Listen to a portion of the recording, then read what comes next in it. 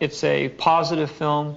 It has heroes and villains, and that it essentially is a fun movie to watch. It's been a long time since people have been able to go to the movies and see a sort of straightforward, wholesome, fun adventure. Well, it's a fantasy. It's not science fiction so much as it is space fantasy. And it's about people. It's finally about people and not finally about science. The story, when you actually put it into words, is only so much nonsense to hang a great visual experience onto. It's the stuff that fairy tales are made of. Sort of boiling down religion into a very basic concept. The fact that there is some deity or some power or some force that sort of controls our destiny works for good and also works for evil. Marvellous, healthy innocence. Great pace, wonderful to look at, full of guts, nothing unpleasant. I mean, people go bang bang and people fall over and are dead, but, no horrors.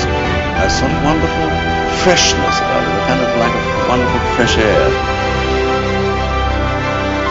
It's got whatever you want it to be. It's pure entertainment. It's like a roller coaster ride, and it can be interpreted as long as you enjoy it, which is the intention.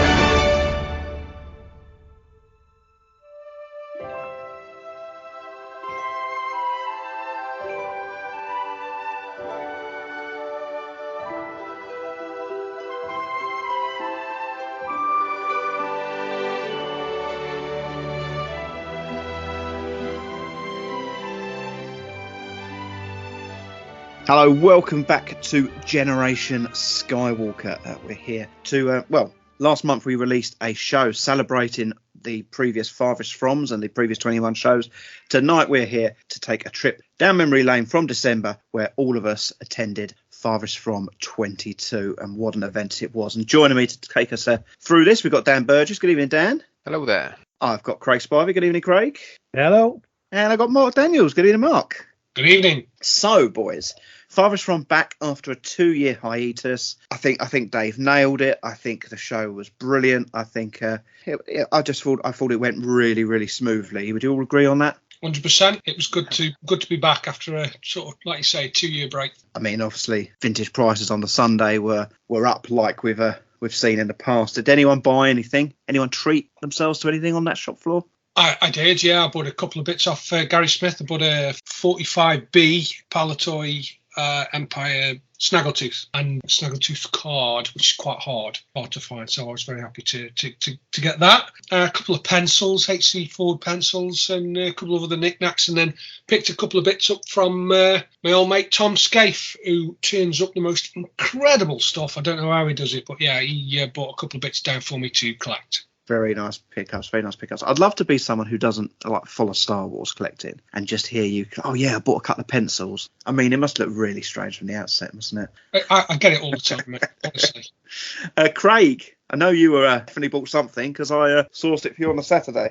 Exactly, you know full well I bought Stuart because you clocked it on the Saturday, snapped it on your phone and sent me it. And what it was a set of 7 Hungarian Han Solo books. So just to explain very briefly what these are. In 1979, Brian Daley released 3 novels: Han Solo's Revenge, Han Solo at Star's End, and Han Solo and the Lost Legacy. These obviously proved so popular in Hungary that they took it on themselves to write 4 sequels to those Han Solo novels. And these were Han Solo Nomad, Han Solo Imperial Agent, Han Solo and the Bounty Hunter, and Han Solo's War. So these were unlicensed, unofficial novels, continuations of those stories. And you spotted for sale a set of all 7.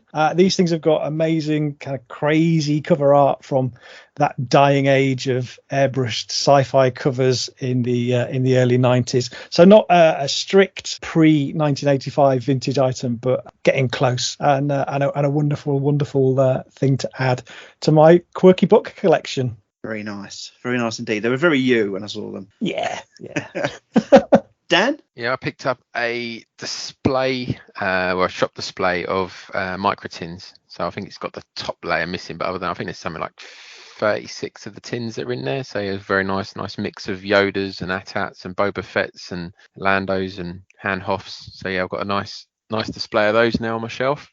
Picked up a couple of candy heads as well, and I think I've got a Princess Leia badge and an autograph from Guy Henry. Okay, we'll get on to him in a minute, and I know that both you and Emma, I don't want to lower the tone of the podcast, but he is your ideal threesome member, isn't he? You two are going down that route. I've never seen two people so starstruck in my life. Really? I mean, Emma's like, oh, she's in Holby, and you were like, oh, he's in Rogue One, and it was just like the two of you were just like, it's like, come on, people, Burgesses, what's going on here? But it was nice, Dan. It was nice, and I love that Empire display. I do have it myself. It's a nice box. Yeah, pleased with that. What did you get?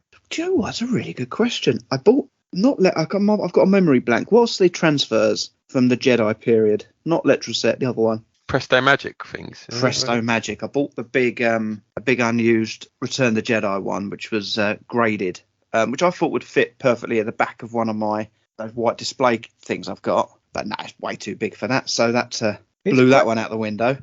Graded, Stu. I was going to say that. It's graded, yeah. Grading Letraset panoramas. Yeah, it's Presto Magic, but yeah. Basically, I see. Obviously, there'll be a photo of it in the enhanced crate. So go and have a look over there, mate.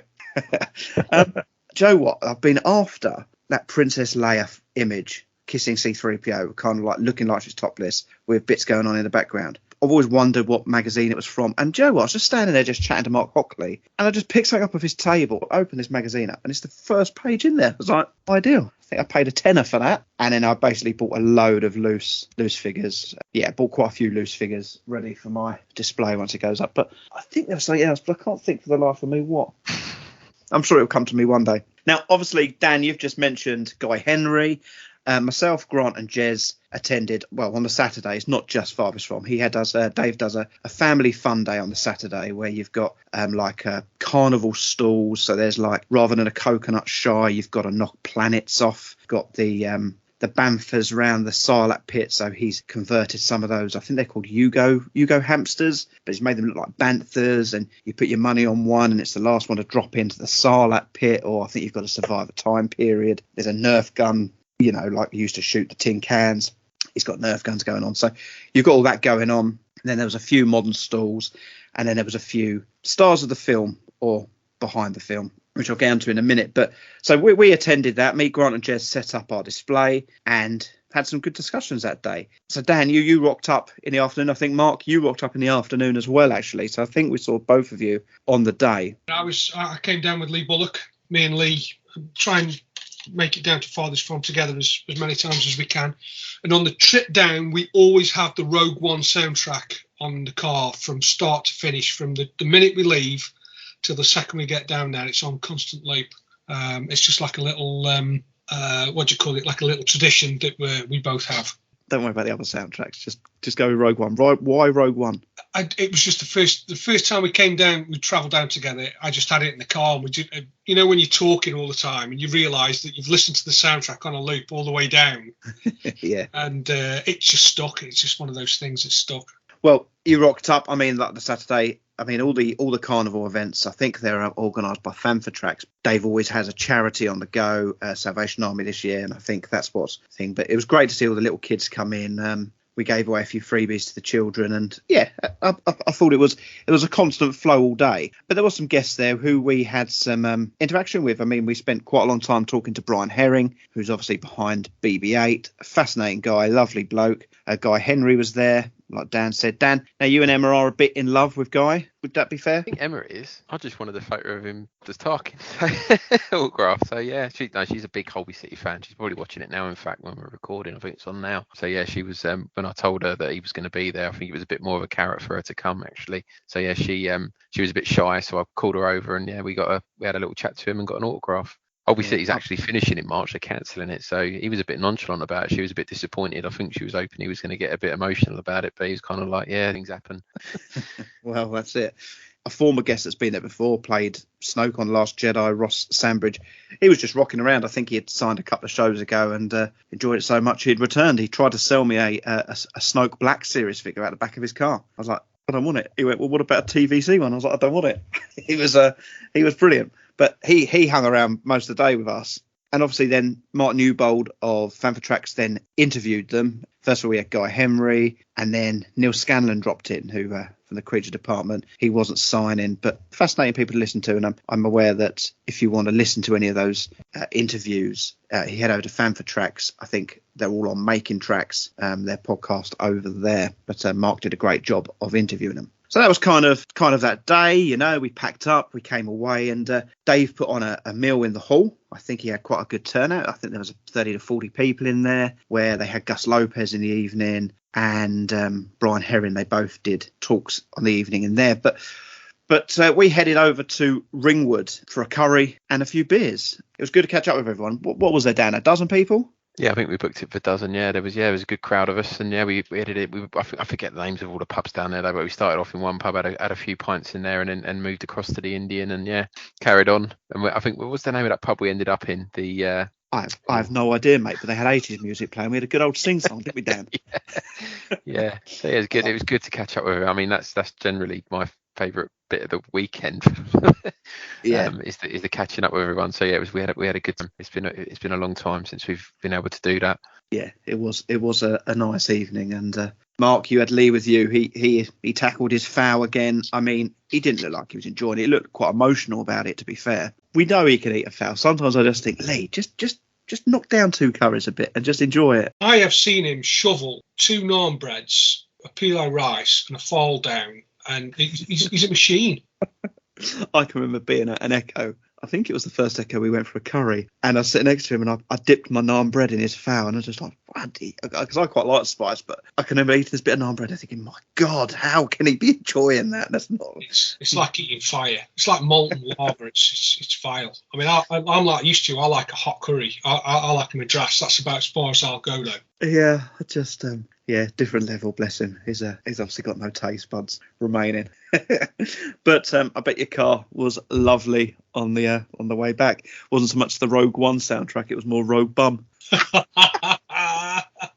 We're here to talk about Farthest From, the vintage show on the Sunday, vintage wall to wall, and I think we all probably had little bits of is it going to be huge because of COVID? I mean, Omicron was now in place. It was starting to move. So there was doubts of how busy it was going to be, but we didn't need to worry about that. Now, first of all, before we get into anything, our setup, okay, we did set it up on the Saturday, but what was our setup, Mark, on the Sunday? I mean, well, when we decided we were going to go down to Farthest From, and we made this decision as a podcast that we were going to attend things like Farthest From and Echo Live and as many of live events as we could possibly do, and we needed a presence rather than just set a table and some leaflets out. We wanted to make sure that we stood out, because there's a lot of podcasts out there. There's a lot of people vying for your attention.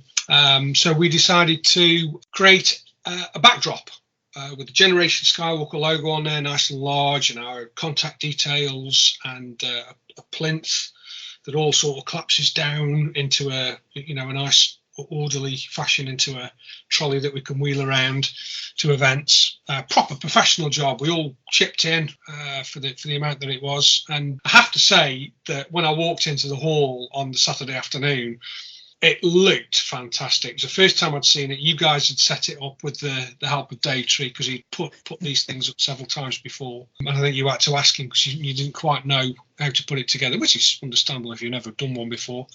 But when it walked in, it just looked $1 million. Really, really happy with it, and can't wait to get it set up again for Echo Live in April. Dave gave us a prime spot, didn't he, on the Sunday? I mean, you walked in the hall and it was down the other end, directly in front of you. It was the first thing you saw as you walked in the hall, right down centre. Your eye was drawn to it straight away, and it, the strap line at the top. We are Generation Skywalker. You could not miss it. And of course, we were giving away stickers and badges that we'd had printed to anybody that we could force them on, and it's hopefully something we're going to develop over time. At the different events, we're going to be giving different bits of swag and freebies away. So watch your space. Now we have to give Craig a shout out as well, don't we? Here, because we had he'd invested in a kind of like a tripod type thing to hold his iPad, and Craig, bless him, had sat and put together a 6.5 hour video of all of our best bits. I mean, the time and stuff that must have taken place. It was brilliant. Yeah. I mean, I walked away with the action from our meeting was to, how do we show to people what we do? And obviously, a lot of people know us for the audio podcast, which is great. You can't go around trying to put headphones on people going, listen to us, this is what we're about. So the enhanced shows that we do is a really good way of just, if you're walking past, you can sort of see some of the things we talk about. So yeah, I was very keen that I know what it's like when you man these stands and, the people around you, if something's on a loop several times in a day, it gets quite monotonous. So I set myself the challenge of making it a unique 6 hours. So there's some chunks of enhanced shows in there. There's some unboxings, there's bits and pieces, so that if people walk past, they could just glimpse at and get a snapshot of the things we do. And I think pulling all that together, it was a great stand. Like we said, it was the first time out. We're going to add bits every time. It will grow and it will become bigger and better. And hopefully Dave will allow us to set up at every show, because it was great, wasn't it? We spoke to lots of people. I know I arranged interviews and for the future, and it was just a good base and definitely a great chance to sell ourselves and what we do. And we filmed it. We filmed what went on in the day, and I think sometimes it's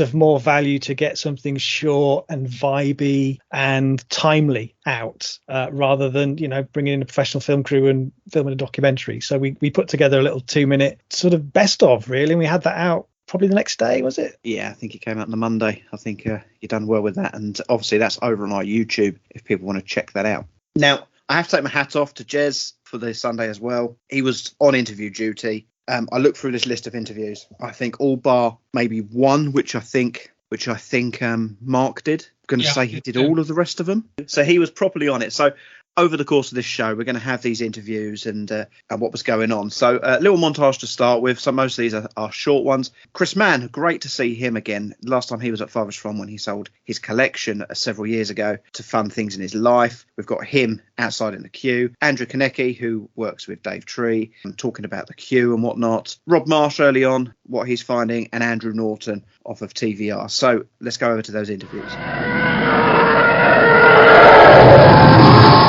Chris Mann, as I live and breathe. We were only talking about you the other day, and here you are coming to Farthest From, and the first time in goodness knows how long I've stopped you before you've even gone in the shop. How's it going, mate? How you doing? All good, all good. Yeah, I think it's been 5 or 6 years since I've been down here. Great to be back.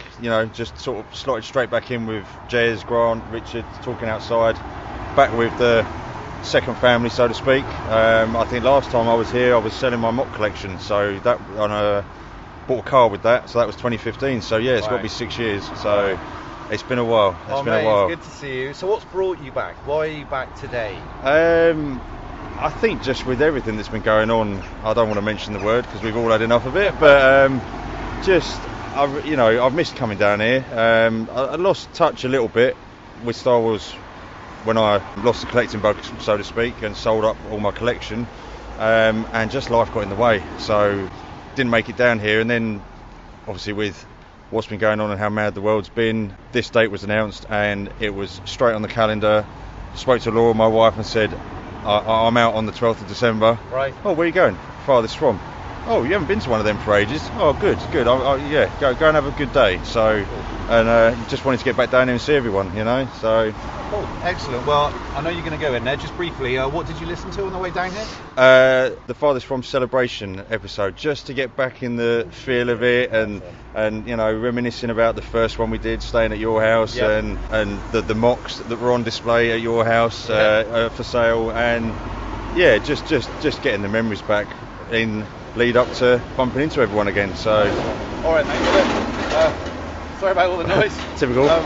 So, get yourself inside, have a good time, and let me know later on if you re-get the bug, or maybe we'll just talk about prices. Yeah, we'll see. All right, dude. Speak soon. Cheers. Cool. Have a great day. So, if you come to Farthest From, you will be walking past this man all the time. It's Andrew Karnecki, who's here again on the front door. Oh, in fact, I've just got paused myself as he's busy again. Hang on a second. Right, yeah, we briefly had to pause ourselves because it is busy. Andrew's here on the gate, taking all the money off the admission.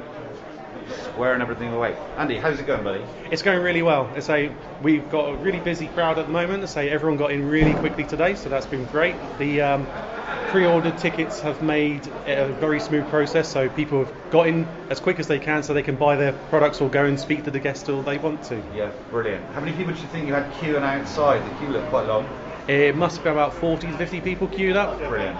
At least, and then not all of those were pre-orders as well, so that's an extra load coming in as well. And I saw you out there putting on wristbands and just getting everything sorted, all squared away. Just seemed like a well-oiled machine. It certainly is. I say we've come a long way since the last event, so we are always trying to move forward to make sure that we get a smooth operation. Outstanding. And this year's one is for the Salvation Army. Any profits coming from this? I say we are collecting for the Salvation Army, so there's some collection tins at the kitchen and within the event as well. Obviously we haven't counted up anything yet, but I'm sure Dave will sort of count something up from there and post up later on. Yeah. And how about last night?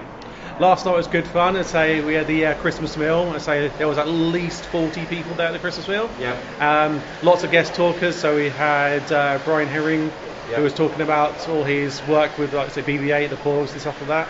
And we had Gus talking about his mega collection, and then we had Paul Gullett a bit later on doing a nice Q&A and questions, and I believe he did some fun questions as well, so brilliant. It's all been good fun. Outstanding. No, it certainly seems that way. The vibe is really, really good. Everyone seems just happy to be here, happy to be back in Fordingbridge. Definitely. Andrew, thank you ever so much for your time. Cheers. You're very welcome. Have a good day. Rob Marsh, I've just stopped you outside. How's it going? All right, mate. Yeah, it's going good. Have you seen anything inside you wanted to buy? Seen a Trologo Leah Bouche I might take a punt on. Nice. So I was hoping for a Jedi one, but whose score was that on?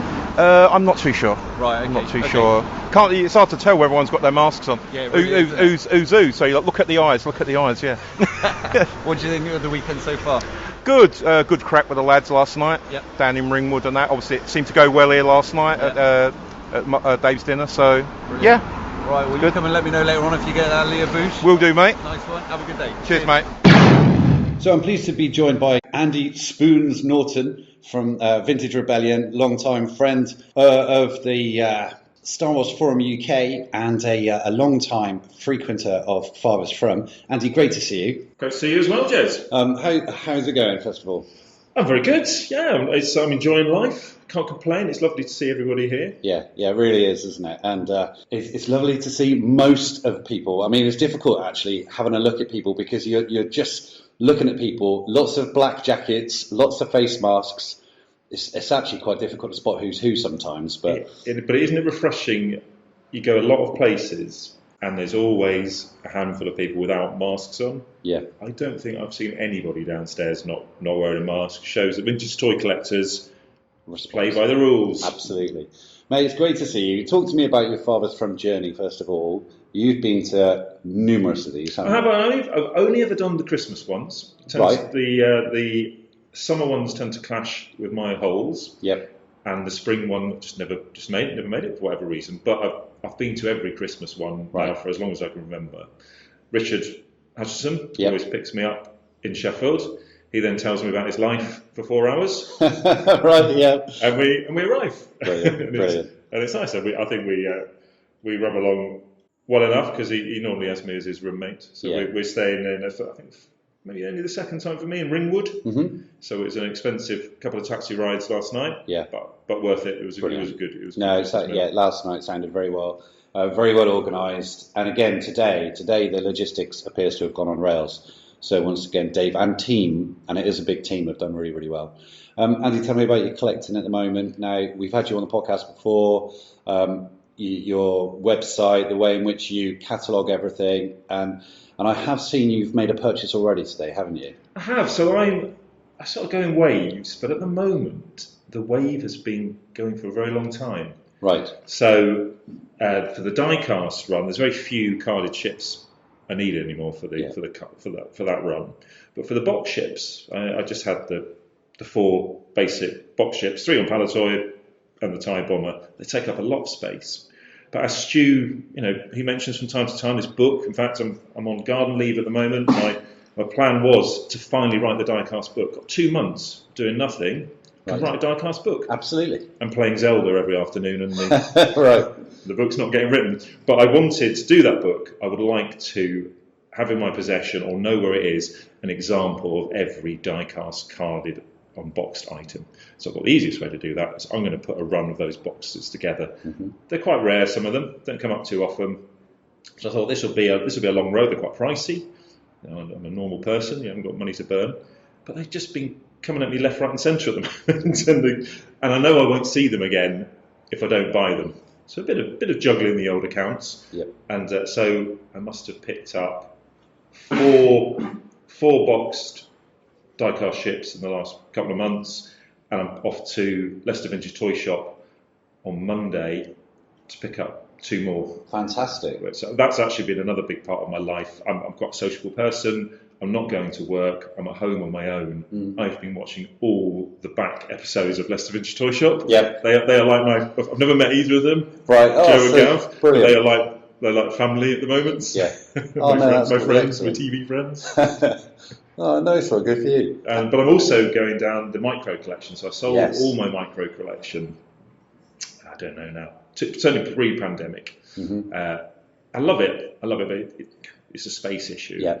But as soon as it had gone, I thought, there's such great toys. I thought, I want those back. And Pete was at the toy store in Wantage. Mm-hmm. Name escapes me. Toy Planet. Thank you, Jez. And he rang up to say, they've got Hawthorne Cave in his box here. He said, buy it. Right. So I actually ended up buying that over the phone. And then, so that started that road again. I pick up the odd bit of pre-production because it's relatively cheap for Star Wars pre-production. Micro collection. Secret Santa once a few years ago, I think, and I might have got you some pre-production micro. I've got a sealed bag of the Hoth Iron. Yeah, Was that you? Was that was me. Do you know what, Jez? Yeah. When I got rid of all my micro collection, I kept one thing. Yeah. It was that bag. Yeah, that was me. That was you. I was your Secret Santa years ago. Did you send me? Was that the one with 2 teaspoons in as well? I got one year. I got just 2 teaspoons in with my. Yeah, because your spoons. Yeah. I mean, that makes sense. We use those. Yeah, so I kept that, and so actually at the recent Vectis auction, I picked up the Hoth Iron Cannon. The box has got a cut in it where the shipping box has been open, but otherwise it's lovely, unused. Mm-hmm. Seconds here today, just having a chat to Gary Smith. I've not seen him since pre-pandemic. And on his stall, he had an opened but unused micro collection Death Star Escape. Mm-hmm. And I just couldn't resist. Yeah. Stickers not applied. Because you can take it out and see what the toy is, but it's never been played. You can hold it. Yeah, see, I saw that because micro collections always escape me. I would love the X-Wing. I think the X-Wing is phenomenal. This is the one, obviously, where it crumples up, it breaks up, doesn't it? It's got the crash feature. Crash action. And so if I'd seen one of those, I would have take my money in a heartbeat. I would have taken that. But it was next to. There's another one, isn't there, downstairs? It's I can't remember what it's called. It's the Hoth. It's the 2 little turrets. Yeah. It was a rather round one. It's a unique one for that particular line, and I think it was about £50 or so. I haven't even looked at the insides, but I just thought, if I do go away with something, it might be that. So Gary might actually be busting my micro collection cherry. If you put those on the shelves, because it's a nice box, you can take out the seam, have that set up in front of the box. They do look very nice. You do know how to make a man moist. Funny old thing. I'm interviewing you, and then all of a sudden I'm going to go downstairs and make a purchase. That's how it works. Brilliant, though. So you got that. So so diecast going well, and micro collection. And I've also been putting a run of 12-inch figures together. Oh, wow. That's again longer than a couple of years, 10 years at least before I moved up to Sheffield. Had all the 12-inch figures. Yep. Not all complete, but the run of them, and we didn't have much space. They used to live at the top of my daughter's wardrobe. Right, yeah. Whether she Why liked not? it or not, Yeah. 7 or 8 at the time. But they all went, and I've been buying those loose again. And in the Vectis auction, I picked up a Jawa. It's got to be one of my favourite all-time Star Wars items. I love the Yoda hand puppet as well. I've got one of those, and he gets used. But the Jawa, his cloth cape and his bandolier, it's just a brilliant toy. So I was really pleased to pick that. Oh, excellent. Well, I think we're just about to get interrupted. So thanks ever so much, Andy. It's been lovely to talk to you. It's a pleasure, Jez. Have a great rest of the day. Cheers, mate. Right then, so boys, I'm going to come to you, Dan. I want you to tell me, like I said in the intro, there was obviously trepidation, whether it was going to be well supported because of current circumstances, whether the floor was going to be busy. But how was the event? What was the attendance? Footfall? Did it work with COVID? I mean, Dave, everyone wore masks, and I think everyone respected that. I don't recall anyone not wearing a mask on the day. How well was the hall stocked? The COVID thing, I mean, the Omicron I think this month ago now, it felt like Omicron was just coming around, wasn't it? So everyone was a little bit concerned about that. Would the show go ahead? Would he have all the windows and doors open? Would it be like a freezer in there? And what was the mask situation? But it was fairly relaxed. Like I said, everyone wore masks. I think, like you say, everyone was really respectful of that. And the mask situation, to be honest with you, I can't even really remember wearing a mask. I think I was just that happy to be there, to be back at Farthest From. And in terms of the numbers of people going through, I mean, you have those two waves. So you have the early birds coming in at 11, and we went out. I think we've got some stuff in our video of those guys queuing up, and once again people were queuing up down the road to get in. And then you had that kind of second surge around midday, and it was a sea of people up until about, I don't know, must be about 1-2 o'clock. It was really busy, probably one of the busiest I've seen for a while. Well, obviously for a while, but going back beyond 2019, it was really well attended. Yeah, I think Jez says it in a couple of the interviews that you had the early bird queue, and then the midday you had the general admission queue. Another queue had built up. I'd never seen that before. I mean, great for the event that you had these two waves coming in at that point. Yeah. In the past, sometimes by the afternoon, it really quietens down, but there seemed to be a steady flow and it going on all day. Yeah.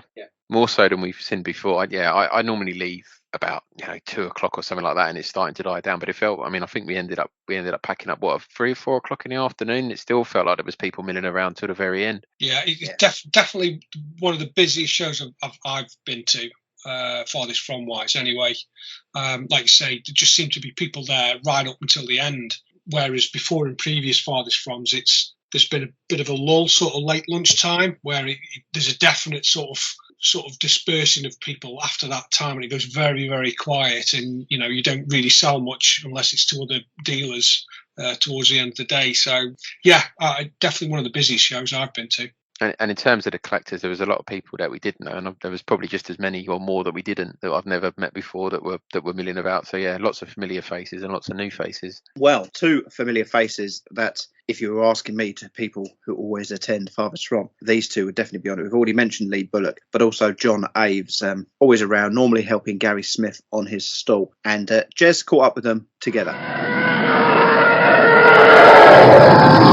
So, welcome back again. Now this time I'm joined with some old favourites of mine. So I've got Jon Aves and I've got Lee Bullock, who we were out with the other night having a few beers. So, gents, welcome back. Farthest From regulars. Friends. Yeah, I mean, it's just great to see you, even if you don't come here and take away something. But how's the weekend been for you guys? I feel like I've been hit by a truck.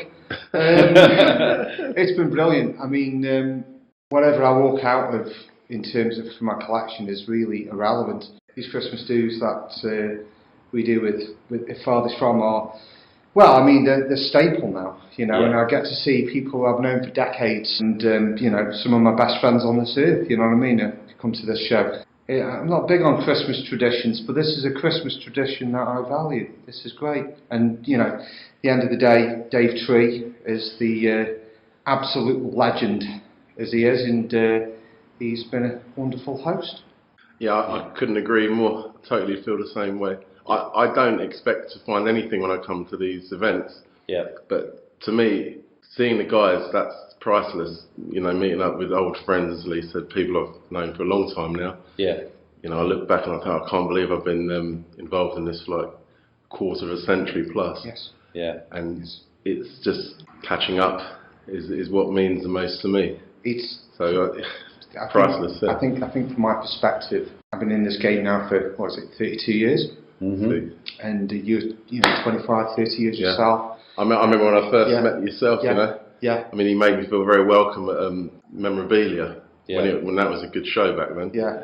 And introduced me to get involved with this. And I'll never forget what Lee said to me. He said, collecting in a vacuum is no fun. Yeah. It's true. And I think what you find here is, even if you go away with nothing, you can still celebrate someone else's purchase, can't you? Yeah. Because we all know what things mean for each other and stuff. It makes me just as happy, I totally agree. Yeah. And it's also a learning environment. And I think that's something that doesn't get stated often enough. This is a learning environment. Sometimes if I come out of here with a piece of information, particularly about my particular area of collecting, my focus of collecting, if I come out with a piece of information, a context of something that someone's told me why something was done like this, that is as important to me as me coming out with a holy grail piece. Yeah. And that is absolutely a very unsung part of shows like this, is the fact that you actually meet people who have, you start combining the experience that people have got. This runs into hundreds and hundreds of years of experience that people have got in this. Yeah. You know, and today I've been talking to Jason Joyner about a question that I've always wondered about, with the Dennis Fisher large size action figures, about the Luke and Leia production. And we got our heads together and we contextualised this question and basically come up with a feasible answer. Mm-hmm. You know, and that was really useful to me. You know what I mean? Because obviously I take that, the large size action figure collecting and history of that quite seriously. That's my passion. Yeah. You can't find that in a book. You can't find that in a book. You can't. Yeah, you can't find the only that way in you a can book. do it is how you did it. So from my perspective, you know, that kind of cross-pollination of information and that dialogue, that's part of this, you know. Yeah. That's part of this. It is great for everyone, so that's your mission accomplished. Yeah. John, have you seen any? Have there been any standout pieces of kit downstairs that you've seen, or anything which you're like, oh, we didn't get to see that? I mean, I was impressed with that artwork today. I thought that was amazing. You know, Yeah. It was really well done, and it was nice to listen to the chap on the podcast a few weeks before talking about his insights and everything. Yeah. And I did. I purchased the Luke X-Wing. Yes, you did, didn't you? Yes. Because I just saw it's such an outstanding image, and it's something to, I don't know, put with my Luke X-Wing focus. Yeah. It's just a little bit different. I've never bought artwork before. Oh, wow. So that's the first for me. And I was more than happy with that. You know. Oh, congratulations! I mean, I'm sure he'll be delighted if you tell him that that's your first piece as well, because I did, and it's just great to see that stuff. Oh, you know? brilliant! Darren, he'll be delighted. Yeah, and he's a nice fella. You know, absolutely. Nice to meet him. Yeah, no, it's been cool having him on, and I know Craig's buzzing about now being friends with someone who he's actually really respected as a musician for so long as well. So it's been great. Lee, have you seen anything for sale downstairs which you like? That's a bit different. There's been plenty of things. Some of them have been a little bit outside of my wheelhouse in terms of being able to afford them. Some of the things that I did find down there that I thought were wonderful. There was an absolutely beautiful Jawa Sankrawler. Right. Boxed. Yeah, I saw that. That looked lovely. Oh yeah, absolutely lovely. And I used to have one. Yeah. 20 years ago, boxed one. And I mean, this was like a fairly high grade one. I don't need one that high. What was the condition? Was that an unused? The box looked a really strong 8.5, 9, and it was. And I would assume it's unused and so. It looked the box looked good enough for it to be in that status. You know, but. One of them ones, you know. That, you look at it and you just think, that's a rich toy. Yeah, pleasure to see that. It was lovely to see. Absolutely lovely to see. Well, gents, thank you so much for coming on. Look forward to seeing you next time, because I know that there will be a next time. Yeah, I'm honoured you asked me. Thank you. Well, do you know what? We're going to have to get you on. From a Palatoy collecting point of view, all your Luke X-Wings and the your 45Cs and the journeys which you've had collecting those. As you say, a quarter of a century's worth of collecting. Yeah, time flies. I mean, it's been a lot of fun, and I'm a small part of the Palatoy game.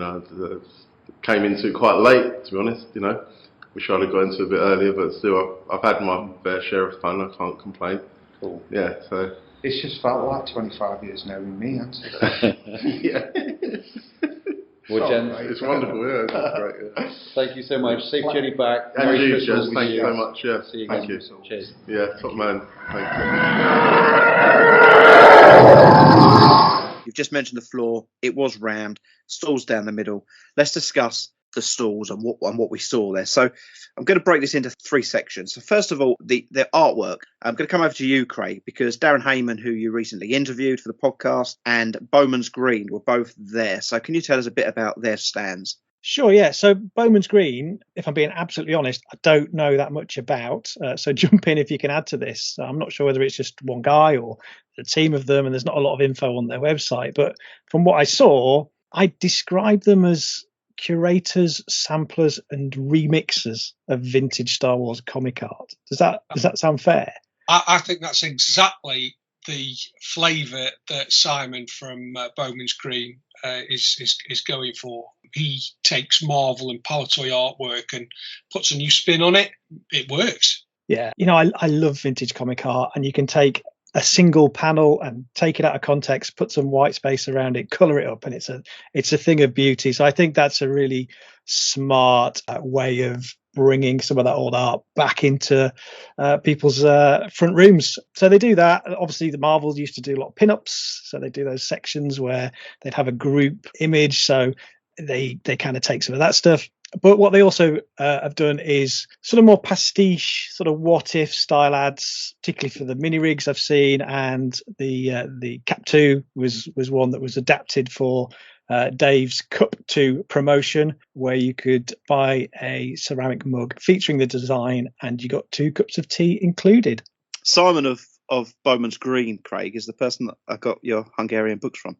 I thought it was. I was going to mention, because obviously he has to amass all of his raw material, so he's got a real eye. And I saw he had, is it Titans, the French comics? Well, I think I saw Lee pick those up. So yeah, I think I want to be his friend. He's kind of into very similar things as me.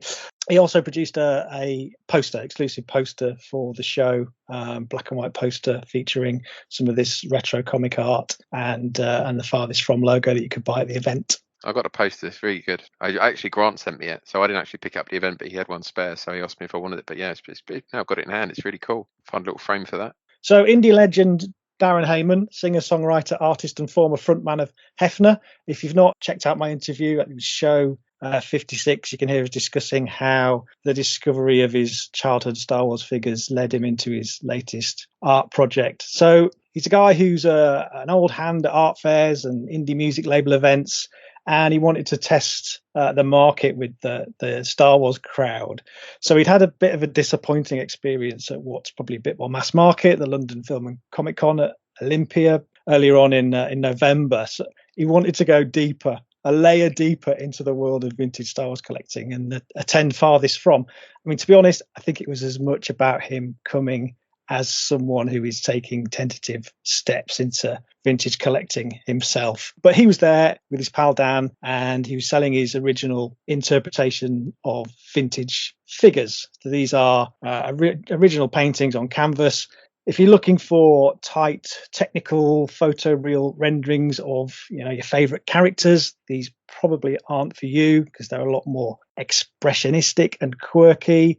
And I was really lucky that he included me in the process of putting this collection of paintings together. So I had a little bit of the inside knowledge as to what was coming up. So I did grab his painting of the vintage Darth Vader before it went on sale. So I managed to pick that up in person at the event. So he's brand new to our world, and it's been quite fun to see his dry, humorous observations about the things that we all obsess about. And I think if this is the clip that I think it is, he starts off winding up Jez about repros.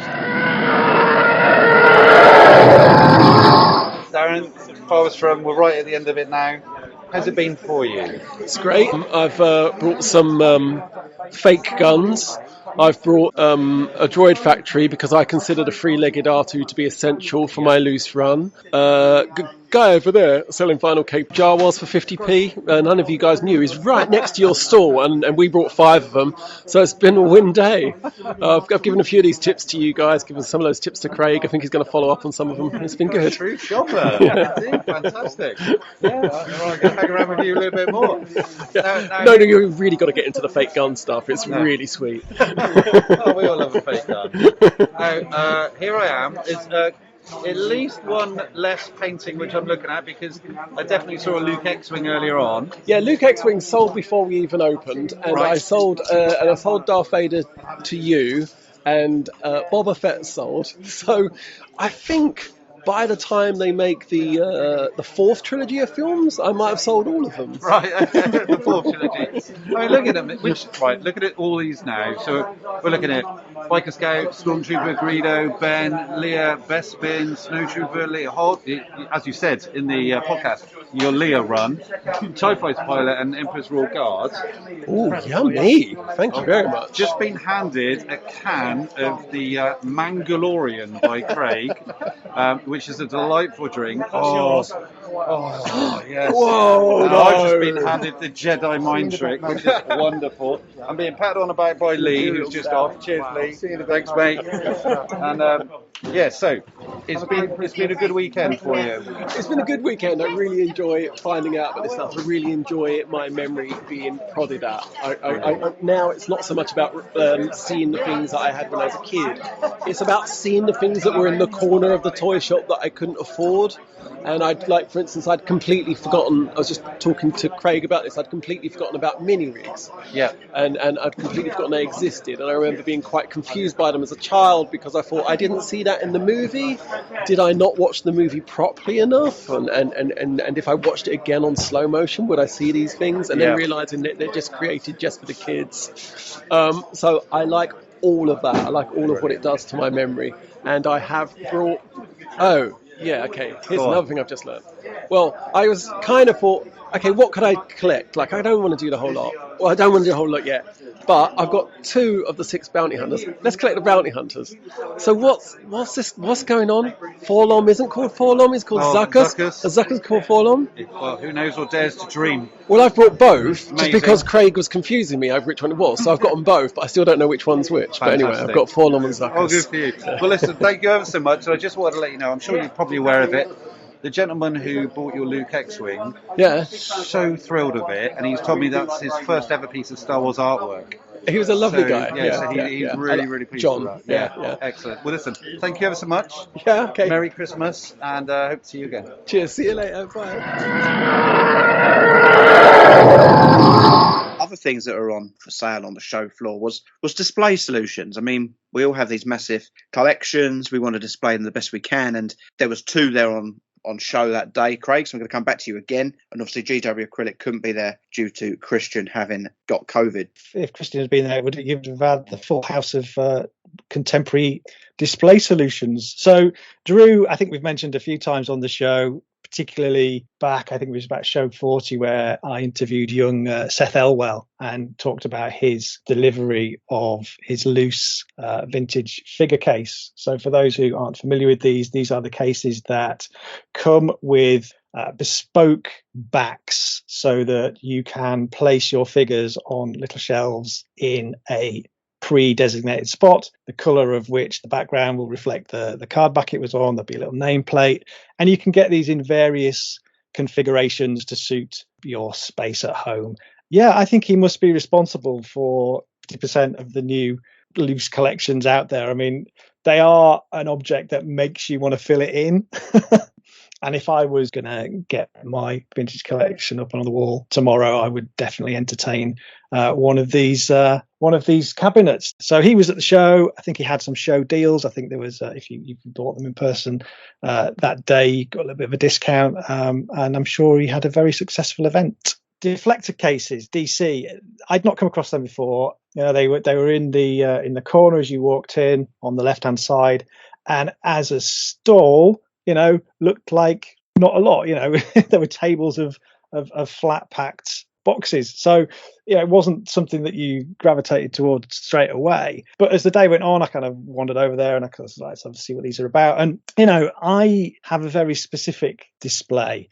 It requires me to cram in lots of boxes somewhere on their sides, and it's not fully worth me investing in acrylic for every single boxed item I have. So I bought 4 of these flat packed cases for the Palatoy playsets as a bit of a test, really, to sort of see how they worked. And I was really impressed. I got them home and they are super clean, super easy to put together.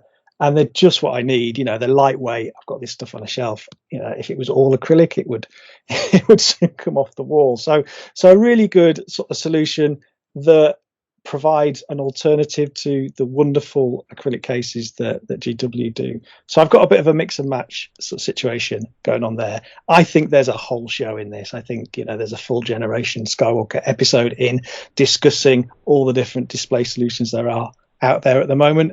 But suffice to say, DC display cases, I've already bought another 5 between Christmas and New Year. Yeah, I've been buying Deflector for a couple of years for all my modern stuff, and I've got stacks. I've actually got piles of flat packed, still not used. I must admit, for when I was getting Powder Force 2, I didn't want to pay for acrylic on that, so I bought a job lot of these, and they're ideal for that, to protect them, and they seem to be a decent product, don't they? I picked some up as well. I got because some of the stuff that you can't get in acrylic at the moment. So the Rebel Transport, my Cloud City playset, I picked up deflectors for those. But yeah, I was the same as you, Stu. I'd been picking them up for my modern stuff and thought I'd see what they're like with some of the vintage. But yeah, they're pretty good. Well, there you go. I'm late to the party. Like you just said, Drew Tegg on collector display cases. He was there, and Jez caught up with him at the end of the show. Welcome back. I'm joined by Drew Tegg from Collector Displays UK. You would have seen his fantastic vintage Star Wars collecting displays all over Facebook, I'm sure, and he's actually brought them here today so we can see them, taken some photographs. They're absolutely stunning, really, really outstanding.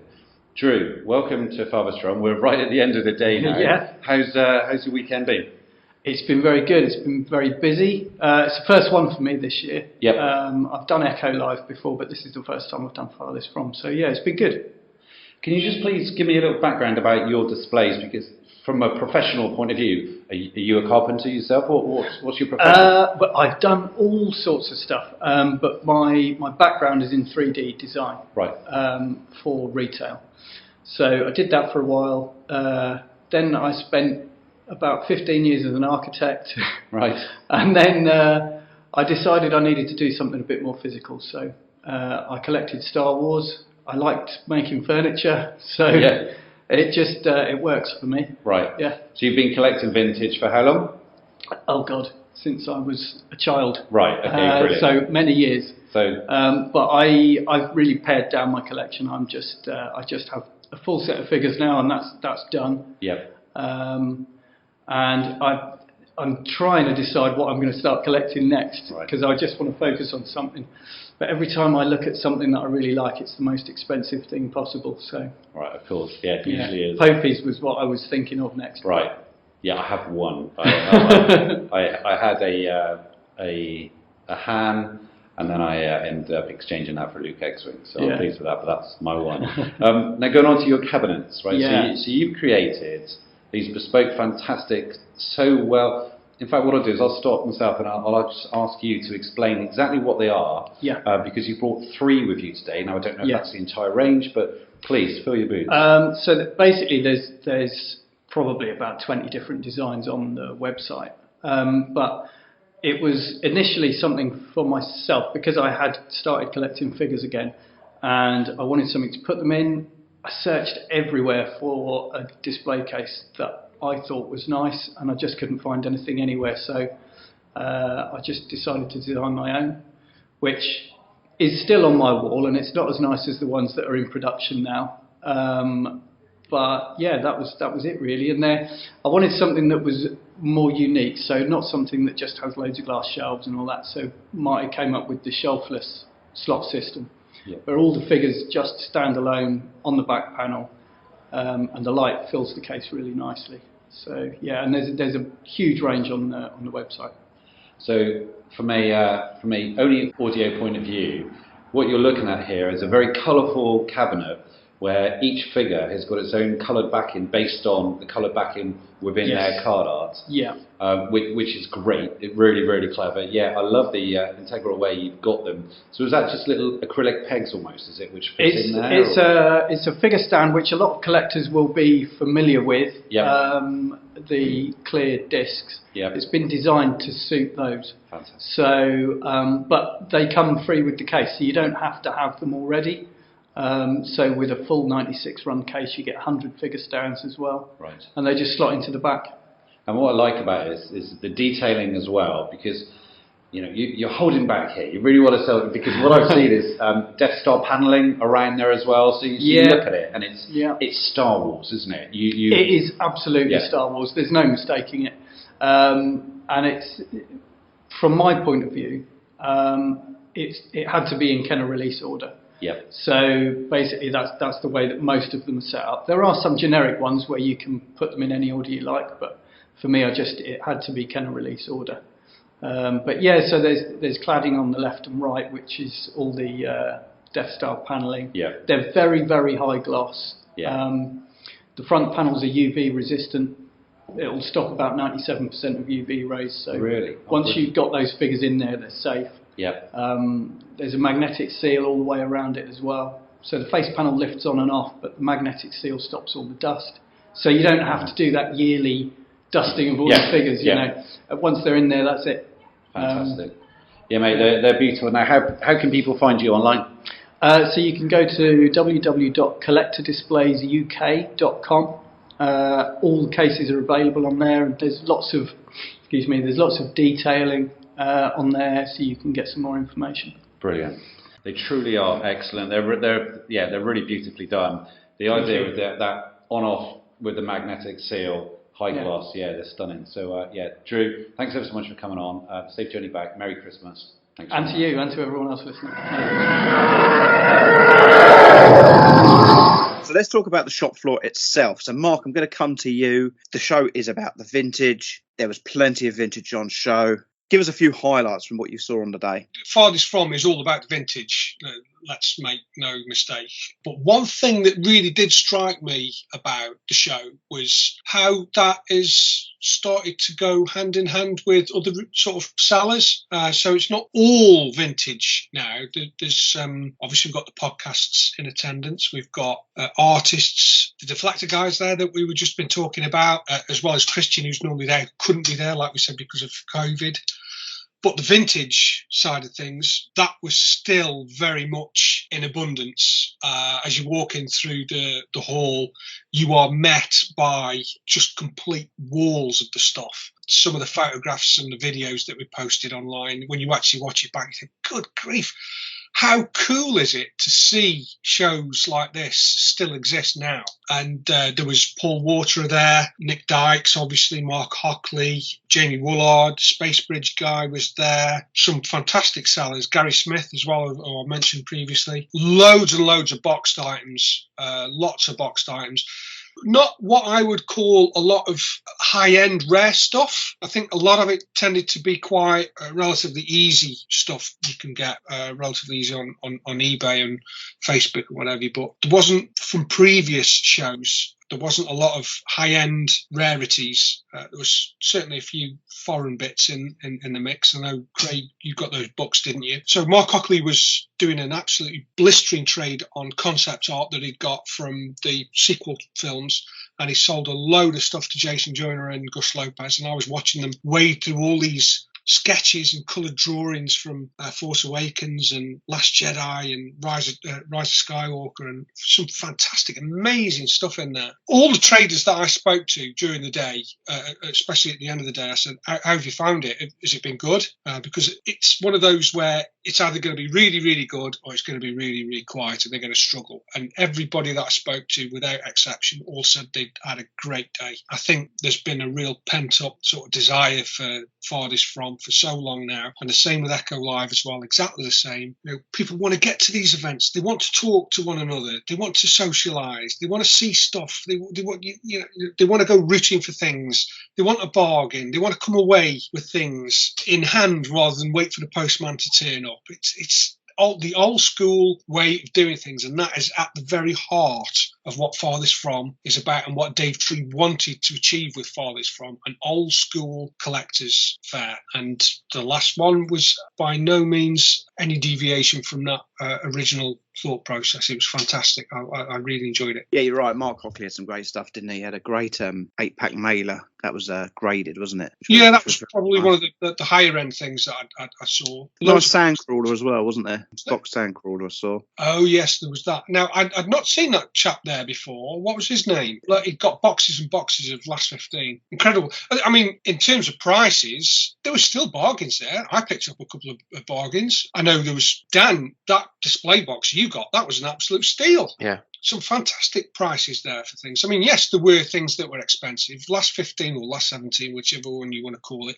they are the sort of benchmark, aren't they? Everybody wants them. The price is constantly going up on those. They change from month to month. They only ever seem to be going up. So, yeah, if you were looking for Last 15, Last 17, you were going to be paying market rates for those. But as for other stuff, I saw a Palatoy boxed Dagobah playset in a really lovely box. The condition of the box was fantastic. This was on Paul Waterer's table, and it was complete other than the cylinder, and that was £200. I thought that was a fantastic price. I've seen them go for £250, nearly £300 in similar condition. The box was absolutely pin sharp. It was lovely. Paul Davies had a nice 20-back hand solo, which didn't last very long. That went very quickly, so I think he had that very reasonably priced as well. I quite like Nick Dykes. Nick Dykes is often good quality carded figures which are graded, but actually he didn't have too much of that there, did he? He a lot more beyond the toys stuff with it. So that's where I got my micro tins from, was from Nick, and he also had a lot of vehicle spare parts and stuff like that, vehicle instructions. So I got a set of instructions for my Palatoy Tauntaun. He had all sorts there. I think he was looking at a Casio watch at one point. He had some crazy stuff. Yeah, he did. He had some absolutely brilliant stuff. I had a few bits like that off him. I had a couple of those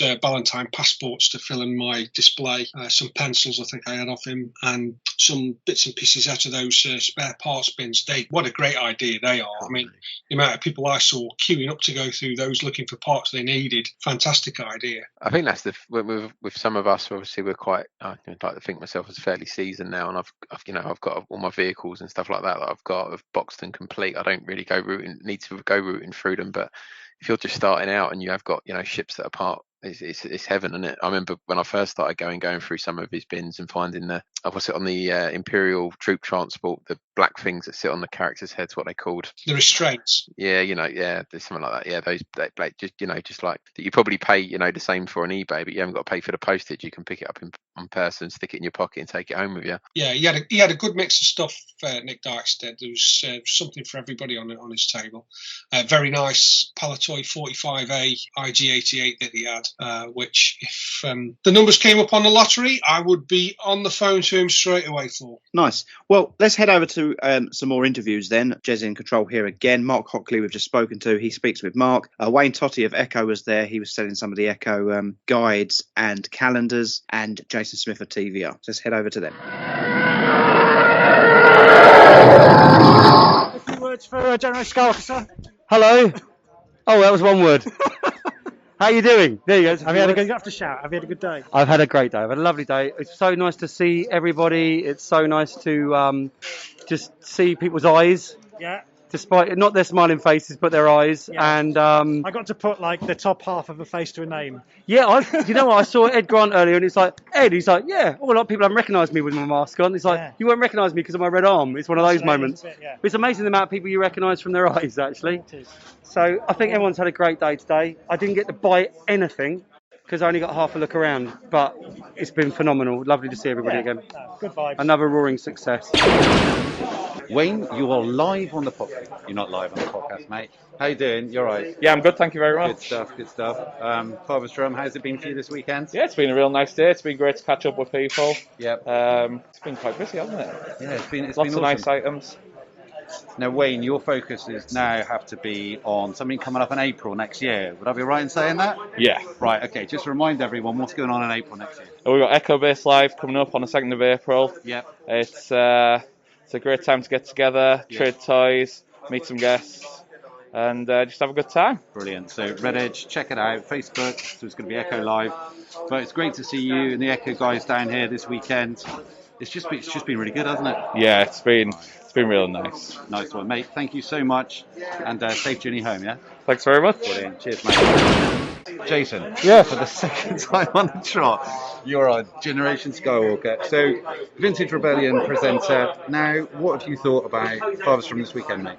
It's been one of the best shows that there's been in quite a long time. But I mean, obviously, it's been 2 years since the last one. Everyone turned up, so I think everyone was very much of the opinion. It's like, we don't really care what COVID's doing. We're getting together. We're having a great time. And it was the first time I've actually come down on the Friday night. So I came down on the Friday night, went to the Reg, had a curry, you know, which is now unlicensed, which is quite unusual. So we all drank Coke. And then at the Family Fun Day, which had a lot of good guest presentations at it. Really good. And then the evening meal in the town hall was one of the best ones he's done in recent years. Food was very good.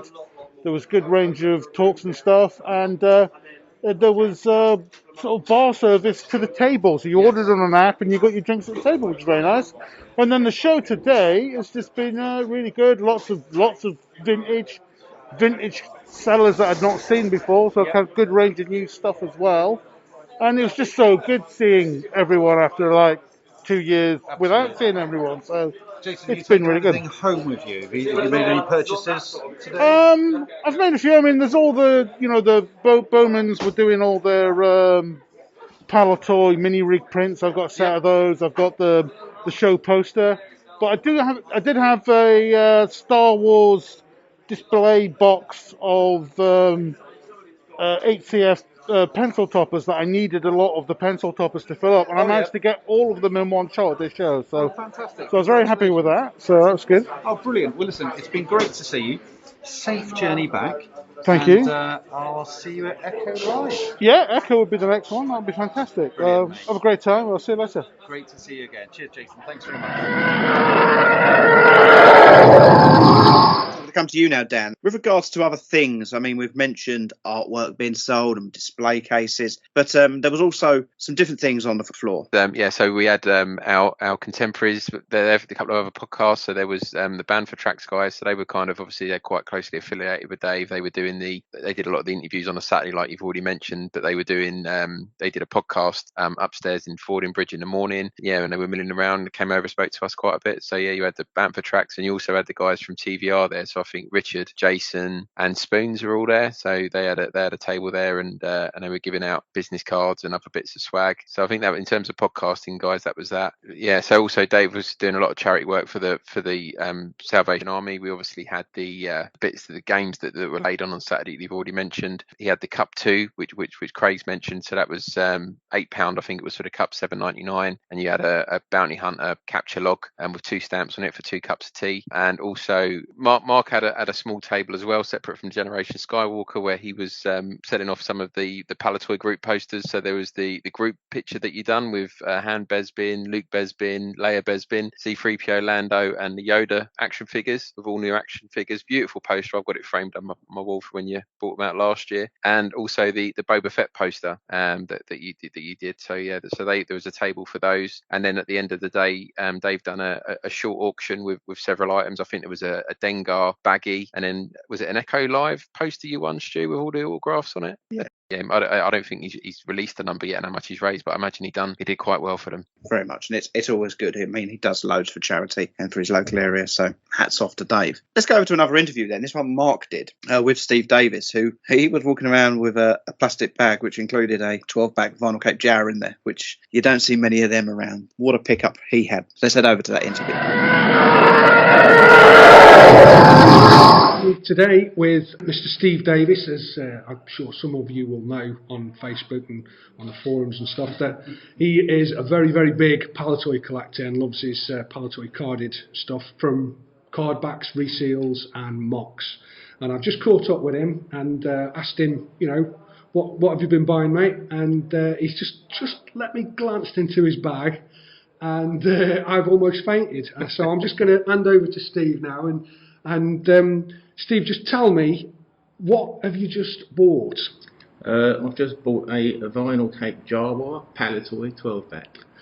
Now, this was off a recent auction, wasn't it? Nick Rayner. That's right. Originally won them from the auction. I can't recall the name of the auction house. Aston's, that was it. It was Aston's auction. It was the garage find, wasn't it? It was all that's right. In a garage. All in the black plastic bags, apparently, wasn't it? Yeah, black plastic bags. How it survived so long, I don't know. But this particular figure, I mean, how many of these are actually known to exist now? I don't know, mate. Not that Single many. figures? Oh, definitely, yeah. Yeah. Definitely, So we're talking really rare single examples. for sure. Exactly, yeah. This one's got a cut bubble, cut nameplate, hasn't it? Cut nameplate on that. But it's done a real good repair job by using a sort of trashed card from another jar, and he's managed to fix it really nicely. I mean, any condition, you know. Well, exactly, you know. yeah. So, absolutely. Lucky to have it, really. Yeah. And what else did you have in your bag, mate? Because that was good, but we've also got some absolute other pearlers. Oh, no, here comes another one. Palatoy 45A 45A Jawa. Now, again, this is a particularly rare figure, and I've got to say, possibly my favourite. Yeah, it's nice, isn't it? It does look good. There's something about the 45A cards that just... No, I don't know how many of them there is. I think it's, again, single figures. Yeah. Exactly. Yeah. You never know how many there are in sort of black hole collections. That's right. But known examples, we're talking single figures. And Jawa 41 back. Yeah, a 41 back Jawa. Again, that's got the name cut. You see that? But I tell you what, that's a real good job, because some of these repairs can look a bit ropey, can't they? Yeah. Because they're done very roughly with either scissors or whatever. But it's when they cut the names out, wasn't it? Yeah. To send off for the the special figures and stuff. That's it, yeah. For free, which is great. And what else did you have in the bag? Because there was let's have a look. Here we go. Right. Now this one's another special one. Well, I don't know that many people know about these, but that's the transitional bubble. Yeah. 12-back Jawa, which is like an R2D2 bubble. That's it, and it's got a piece of card in the back, hasn't it? A piece of card in the back like that. Put that over there. Again, I didn't even know that existed until about 2 years ago. Really? And again, what sort of numbers are we talking about? Known examples? Single figures again. So you have got an absolute bag of incredibly rare examples of Jawas, and I have to say, if we put all these in one There's line, another one. There you go. 45B. 45B. What again? Really? That's in such cracking shape, isn't it? Amazing, isn't it? You sometimes get these on 45Bs where the heat of the transfer of the bubble when they that's right. You see some of them was usually on that right hand side as well, I've noticed. That's it. Yeah. And what happens is it's so hot it burns the print on the card. So I've bought figures with that on before, and the seller has told me it's a reseal because of that. Yeah. You know full well that is not a reseal. That actually happens. Yeah. So let's just get a shot of all of them together, because I tell you what, mate, what a day you've had. Amazing, isn't it? It's taken me a while, thanks to Nick. He's pretty patient with me. Yeah, he's one of the good guys, Nick is. And it's nice to see them go on to somebody else that's going to look after them. Well, that's it, Nick. They've done in my collection. And it's going to be really nice. Absolutely. I'm well pleased with them. Have you bought anything else? I know it's still early yet, but have you got your eye on anything else? Not at the moment. I think I've spent enough on these. So that'll do for now. Absolutely. But obviously I've got my eye on a few things, and I've got a few things obviously incoming as well. How many Farthest Froms have you been to now, Steve? This is my first one. Is it? Yeah. I'm sure that's... No. It's usually the other one, isn't it, we go to. Oh, right. Yeah, but I've never been able to come down here. I was going to come, I think about a year or so ago, but I couldn't make it. That must prove to everybody how hungover I am at the moment. Because I was convinced I'd seen you here before, mate. Yeah, probably. What did you make of it? We had to trip down? Yeah, good? No, it's good. Yeah, I like it. Yeah. I mean, most of the time we come to these places to talk to each other, don't you? Exactly. Just meet up again and have a good old chat. No, that's what it's all about. It's not just about the actual figures and stuff. It's the meeting up in the community and talking. Absolutely. But yeah. You've hit the nail on the head. And Farthest From Echo Live, two events really that absolutely encapsulate that sense of community, I guess, within the hobby. It's an absolute delight to see you, mate, and thank you very much for sharing your haul, because that's the only way to I've got some more describe it. surprises up my sleeve as well when I do my room. I've got a few things that super people haven't seen before, which Well, I'm going to be bringing out. We'll definitely be speaking to you about that near the time, mate. But I've done all right No, today, you have. very well. You deserve a sit down, mate. Yeah, going to need it Good stuff. after paying for all those. Nice one. Okay. Cheers, Steve. Right, yeah, thanks very much. Upstairs in the hall, like Dan's just said, TVR and Fan for Tracks both did a podcast recording, and we did one as well, such as it was. It was more us as a team of 6. We all went upstairs, and you boys presented me with the most amazing sign. Now, we did do a little presentation, which you'll hear this being presented. I think we also talked to Chris Mann again and Martin Newbold, but I do get the sign during this recording. So let's head over to that. We wanted to take an opportunity while we're all together, because it's very rare. So back in July, Stuart was very kind enough to host us all at his house. Yeah. And it marked the very first Generation Skywalker get together. First time we'd all been in one place. So we've got you a little something to say thank you for hosting us at your new bar and collecting space. Unboxing video. Unboxing video. Yeah, I'm here to do an unboxing video. There you go. Live unboxing at Farthest From. Oh, has anyone got a knife? God, I've got it. Might be a bit too soon for that. Yeah. Bless you, chicken. Cool. I don't even think it's tape, is it? Come on. Gosh, Seriously, has anybody got a knife? Yeah. I haven't eaten all day. I did have breakfast, I suppose. It's not the food. He's got it. Yes. I've got it. There you go.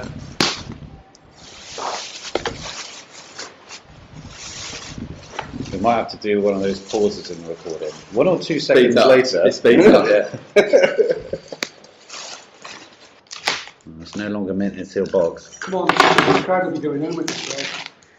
Oh, what? This looks amazing. What is it?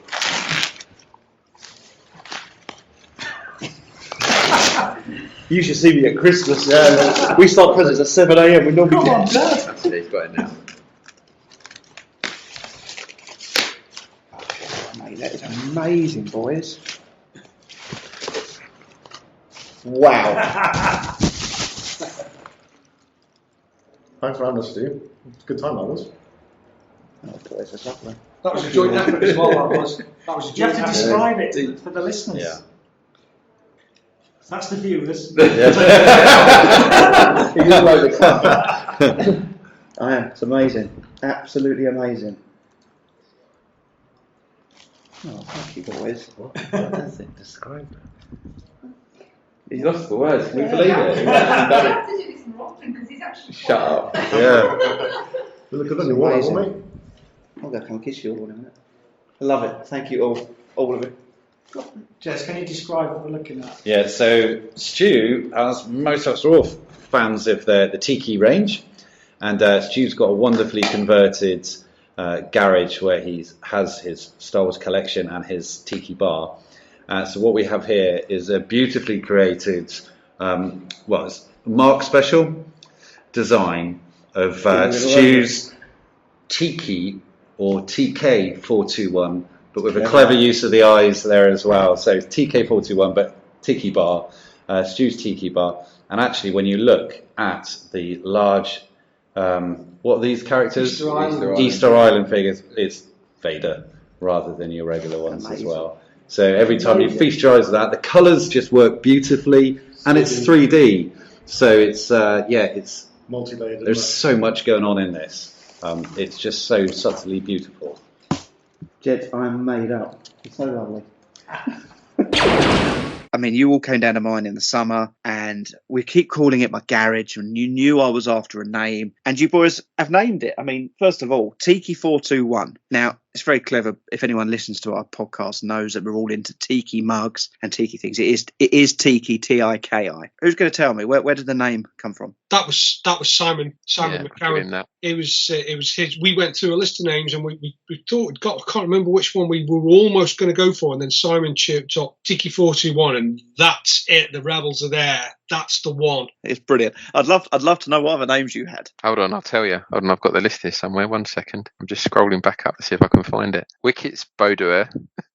Wicket's what? Do you mean boudoir? Boudoir, yeah, that's it. Wicket's Boudoir. I can't read. Daiquiri Bay 94. Bar 1138.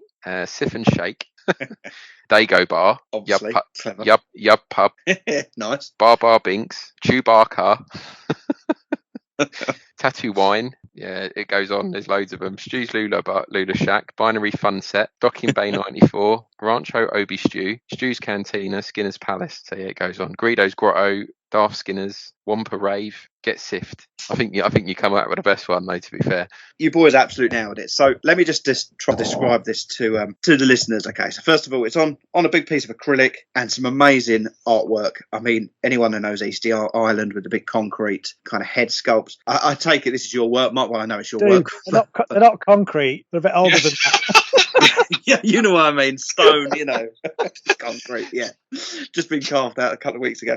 So they've very cleverly been changed into Vader and Stormtrooper, and the whole backboard's got a real tiki vibe. There's palm trees coming out the back and everything. I mean, it's amazing. And then you've got this piece of what looks like a piece of driftwood, which is stuck to the front of that, and then more acrylic across the front. Tiki 421 and Stew's Bar. I mean, it is brilliant. Established 2021 on there as well. It was amazing, lads. I cannot thank you all enough. And now I know I can see this is Mark's design work. I think Craig, you had quite a big deal in sorting all the production out. Am I right? Yeah. Mark passed the ball and I nodded it in. I mean, it is amazing. I haven't got it up yet. I want to get the bar just right, and I need to pick the most perfect spot for it. It's very, very well loved. I mean, I think I've said it already on another show. My best piece I got in 2021 by a mile. I can't begin to thank you, boys. It was such a nice touch. Very, very well loved it will be. And Tiki 421, getting used to it. I mean, my mum calls it Tiki 421. she's got it nailed, the name of the garage now. So Stop calling it the garage. Stop calling it the garage. Exactly. You were lost for words. I think we even made you cry. I'm pretty sure I caught you wiping a tear away from the corner of your eye. Well, you were far wrong, Dan, because I'm not often speechless. I don't know if you ever noticed that. No, but yeah, I wasn't expecting it. So Chris, we started earlier on. I saw you this morning. So what have you thought of Farthest From this time round? Same as it ever has been in the past, to be fair. It's just got bigger, really. Right. A lot more stalls and stuff on show for purchasing than when I was back here 6 years ago. But, Was that your first one? No, I was 2012. I was here at the very first one. The first one. We were at Jez's. I was one of the four coming down with Jez and Ian and Ron. So, So the OG. The OG. So Chris is OG. Has had a real mix of your own collection in the past, just things which stick to mind. You had Power of the Force Nikto. Yeah. A brief period. Yeah. That was your special buy, wasn't it? I remember you then moving that on. I treated myself when my mum died. Yeah, with some of her money. Yeah. You had a Yoda focus, didn't you? Yeah. That's gone. Right. Along with most other things, I've got a few loose ones in my pocket today. Yeah. Just to get some advice on, but yeah. But you've been downstairs, you've seen a complete different mix, something for every pocket, something for every taste. Definitely, yeah. But you haven't been tempted back? No, not yet. Right. Not at the moment. If you were to come back into the collection, what area do you think it would be? Would it still be vintage, or would you now start moving out to other areas? It's hard to say. The vintage is still where my heart is, so to speak. Collecting wise, I would say, but I don't know. The modern stuff's just gone crazy. There's so much of it out there to choose an area to stick with and go with. I was just looking in Dave's shop, the new Black Series stuff. It's amazing, and even that, the Qui-Gon, the bigger scale Phantom Menace Qui-Gon detail is amazing. So yeah, the newer stuff looks good, but I just wouldn't have. I'd sit down and do some research what is out there and what's a good line to look into, you know. But listening to the podcast, I think I'll be collecting everything. Because you lot are about him. So tell us about that, because you recently started listening to Generation Skywalker. Yeah. And you've started at the beginning, haven't you? Yeah. So I've always listened to Vintage Rebellion, and then in the last probably month or so, maybe 5 weeks, I got into the Generation Skywalker vibe, should we say. So literally from first episode, and I think I'm up to your February 2021 episode, the Modern Way 10, I think. Right. Currently. Yeah, it's good. It's good to take sort of quick, vibey episodes rather than long, drawn out. So why did you then stick with the Modern Way? So you would have started listening to those old fossils, I assume. Yeah. But then did you just think, my phone has downloaded it, or did you just go, all right, let's see what they're talking about with that? I listen to it on Spotify, and it just literally plays them in order that you've released them. So it's the one, it's Modern Way, then it's old fossils, and it's a real mix. Yeah. So all of them are just enjoyable, to be fair. You know, listening about the modern stuff and our vintage stuff and the hot toy stuff, which I had a little look at on the website, but even they're crazy money. Well, you never know. I was a complete vintage snob at the beginning of this, and the guys had slowly worn down Mark. Well, it wasn't so slow. And you never know. You keep on listening, you might find that I've been worn down slightly as well. Well, I'd say looking at the new stuff Dave's got over there, it's more appealing to collect, I would say, than a lot of the newer stuff that's come out in past years. So yeah, definitely aimed at more of a collector market than a kiddies toy market in a way. Yeah, absolutely. Some of the sculpts now are just fantastic. Amazing. And obviously, technology of how they're sculpting was advanced from when Power of the Force 2 was released. So they are good to look at. Well, maybe you should get yourself an early Christmas present or something or other to you know. Yeah, I was thinking of sort of early Christmas presents. Possibly. Now, Chris, did you expect when you came up for the presentation this afternoon that you would be the one doing the presentation? No. I didn't think it would be a 4-on-1 interview. Loads of people in the room with that laughing. No. Well, it's good though.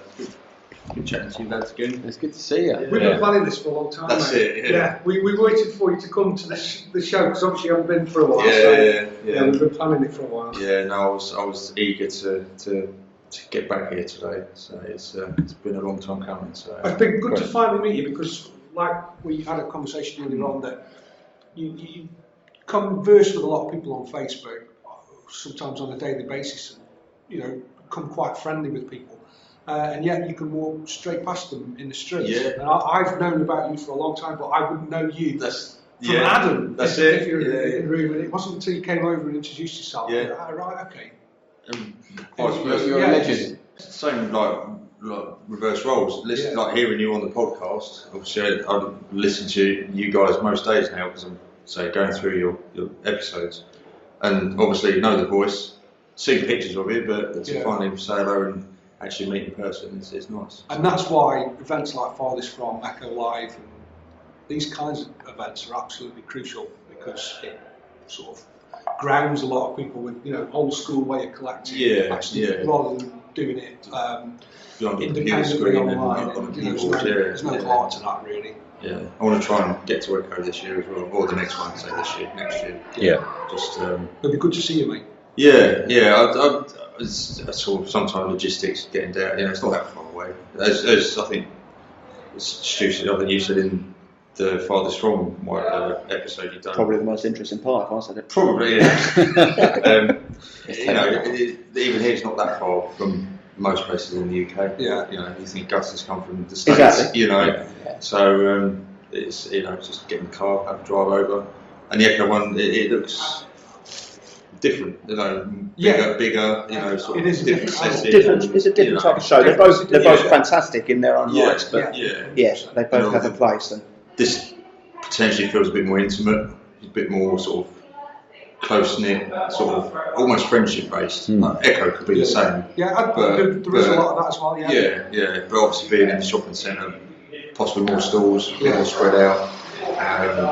But at the moment, Farthest From has always been where my heart is. You know? So I've been here from day one. So unfortunately missed a few, but I'm back now. Brilliant.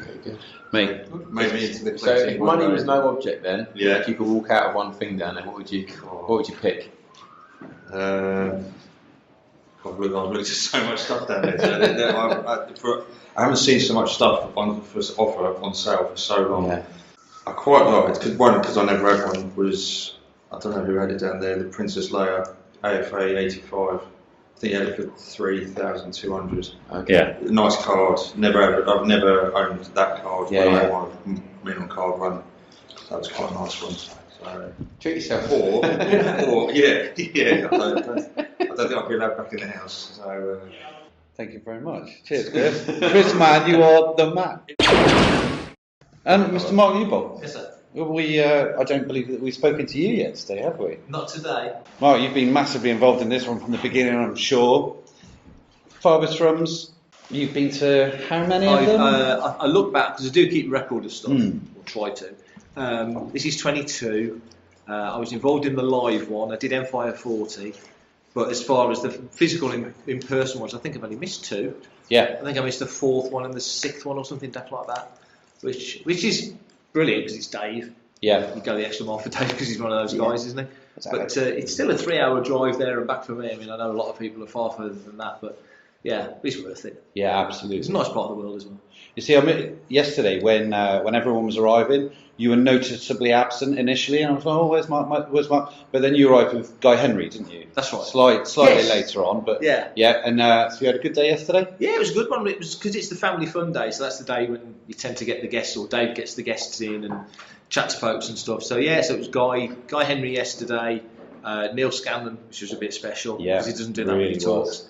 And then on the evening, obviously Brian Herring, which is good fun because Brian you just wind Brian up and let him go. He just talks, doesn't need to be interviewed, he just needs a mic. Yeah. So that was easy. No, excellent. And today, how's today been for you? Just catching up with people. Yeah. It's been busy. Mega busy. It's not really stopped, has it? It's been great since the door. I mean, it was full before. What was it? Early bird at 11 and then regular at 12. Yeah. It was full at 10 o'clock. So so it's been good. I mean, ebb and flow with buying stuff. Yeah. Odds and sods today, nothing big.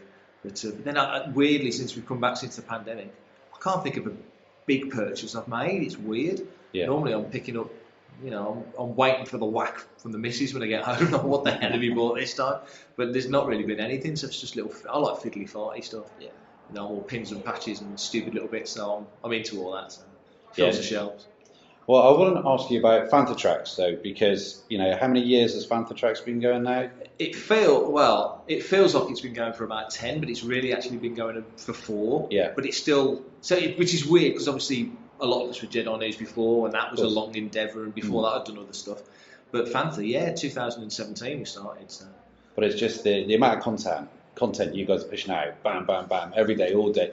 Instagram is brilliant, but what you're bringing up, what have you got on the horizon? Have you got anything coming up? Yeah, I'll be catching up with posting for the weekend because I don't think anything's gone on because we're all here.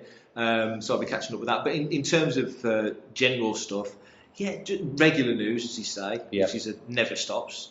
Star Wars stops for no one, as we all know. Podcasts are going well, so Making Tracks, which is a show I do with Mark, is ticking over 150 odd episodes now. And Planet Leia, which is Claire Henry's show, which is Star Wars from a girl's point of view, as she says, not me, she says.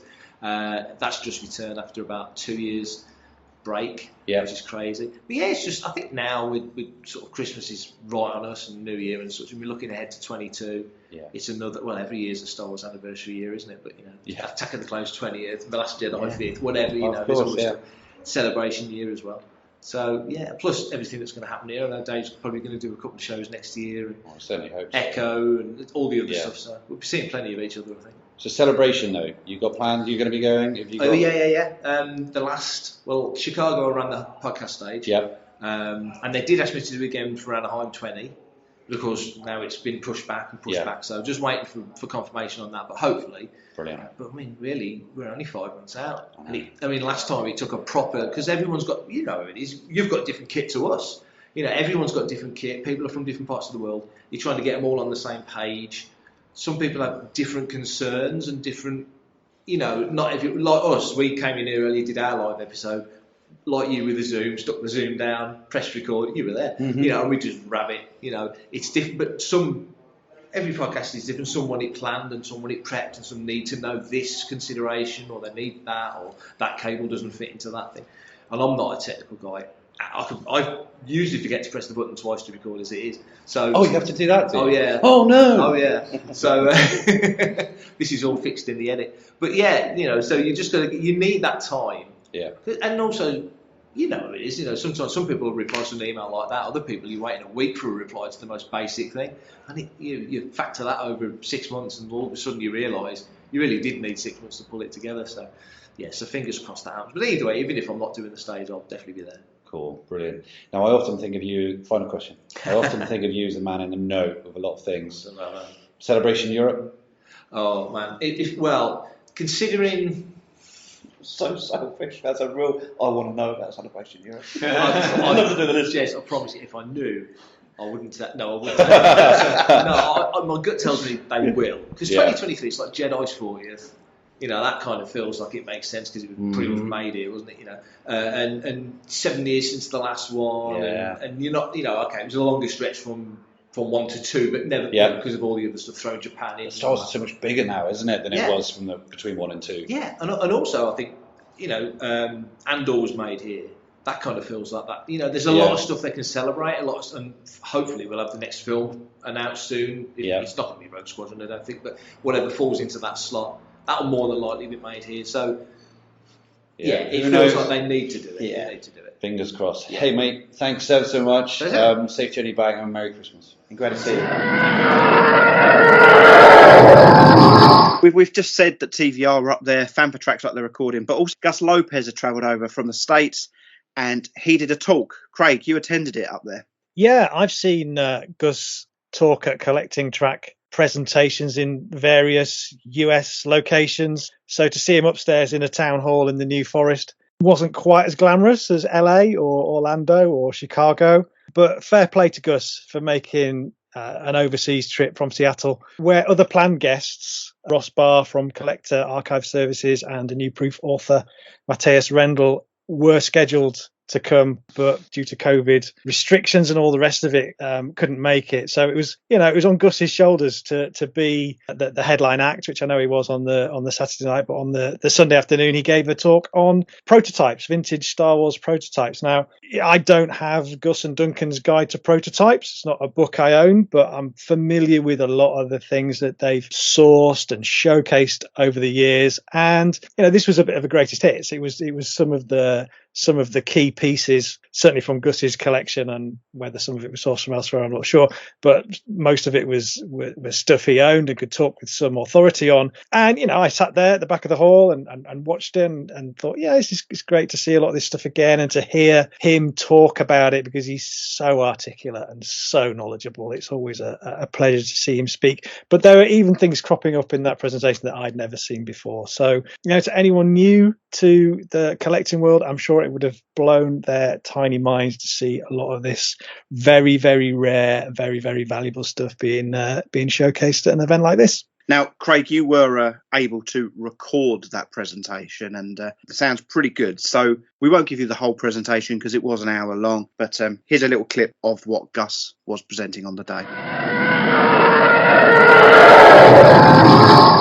Now, these are really obscure. Very few people even know about these. But if you remember back in the day when they had, when Empire, those of you were around, when Empire Strikes Back came out, there were companies like Mattel and Coleco that were making handheld LED electronic games. They were making, like, they made them for sports games, and you know, they're really popular when the first sort of LED electronic components were coming out. And so Kenner was like all over this. They wanted to get on that trend. And if you read a lot about the toy industry, you know, a lot of times electronic games or even video games compete with physical toys, and so they look at it as sort of a zero sum, and so it's important for them to sort of chase those ideas. And so they were looking at LED handheld electronic games, and the idea was that these would be the back plates to games that came out around the time of The Empire Strikes Back, and these were done at like about, I think, like maybe like 2 times scale. And the idea is that the graphic would be used as a backplate, and then the LEDs would light up. And so you can imagine, like, you could see that we're going to use common components, right? Like in all 3 games, there are sort of 5 things on the top, and presumably you're trying to score, you're trying to, like, destroy AT-AT walkers, or you're trying to shoot asteroids, and I don't know, trying to shoot Yoda, I don't know, trying to slice Yoda in half. And then that was the idea that these would be like LED games. They never, of course, made these things, but these are the original paintings that were going to be used for those LED games. Here's another Empire era piece, and this is for Darth Vader's Star Destroyer playset. So it's another wood pattern. And you can see on it, like, some of the details. You can see some of the cuts and stuff for how they would make the molds for this, but each of the pieces in something like Darth Vader's Star Destroyer playset was going to be made out of a patterned piece out of wood. So you can imagine, like, for some of these vehicles and playsets, they would make dozens of patterned pieces, and very few of them are around today. I mean, a lot of the original patterns are lost, but this is one of the only one I know of from the Star Destroyer playset that's still around. But presumably everything else in the Star Destroyer playset was also patterned to make it. And there would have been multiple pieces just to make the chamber. They would have had, this is just the bottom part of the chamber. But yeah, a lot of collectors of this stuff really love the wood patterns because they're just incredible detail. They're effectively like wood sculpts of toys. So here's an example of a non-Kenner piece. These are video game boxes for Atari and television video games. They were going to make these for Return of the Jedi, but of course when they had the name Revenge of the Jedi, and these were sales sample boxes, so they would give those out to sales reps to show to retailers, and so there are no games inside, but they're actually in shrink-wrap boxes. And you occasionally see these still surface on eBay every once in a while. They actually don't go for as much as you'd think compared to, because Kenner really gets a lot of the attention on prototypes, but here's an example of Parker Brothers, which was a Kenner subsidiary at the time.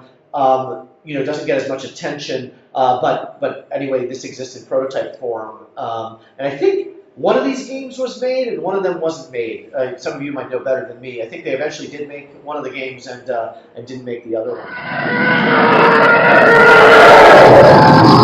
The weekend, back at a show. I mean, it was my first show. I hadn't been able to attend Echo in the summer. My first show in 2 years. Was it everything you hoped it'd be? Was it a great Farthest From, where it ranks within Farthest Froms? I think so. I enjoyed it. I was ready for it. 2 years away from Farthest From, especially when you do 2 or 3 a year normally, the impression I got, everybody was ready for it. The Saturday night was fantastic. Really enjoyed that. It was such a good laugh. Just great to catch up with everybody. And I know we've said this many, many times before that, it's not just about the acquisition, the going down there and buying stuff for your collection or whatever. It's about the reconnecting with people and being able to sit down and have a conversation with people that understand what you're talking about, can appreciate what you're talking about, and enjoy the conversation that you're having. Because, a lot of people that back home talking about Star Wars, their eyes roll, they don't understand what a Palitoy 45A is, and it's just nice to be with a group of people that can appreciate that. And that's why it's as much for me, Farthest From, than it is about buying stuff, that's for sure. And I think that this particular Farthest From was one of the best I've ever been to.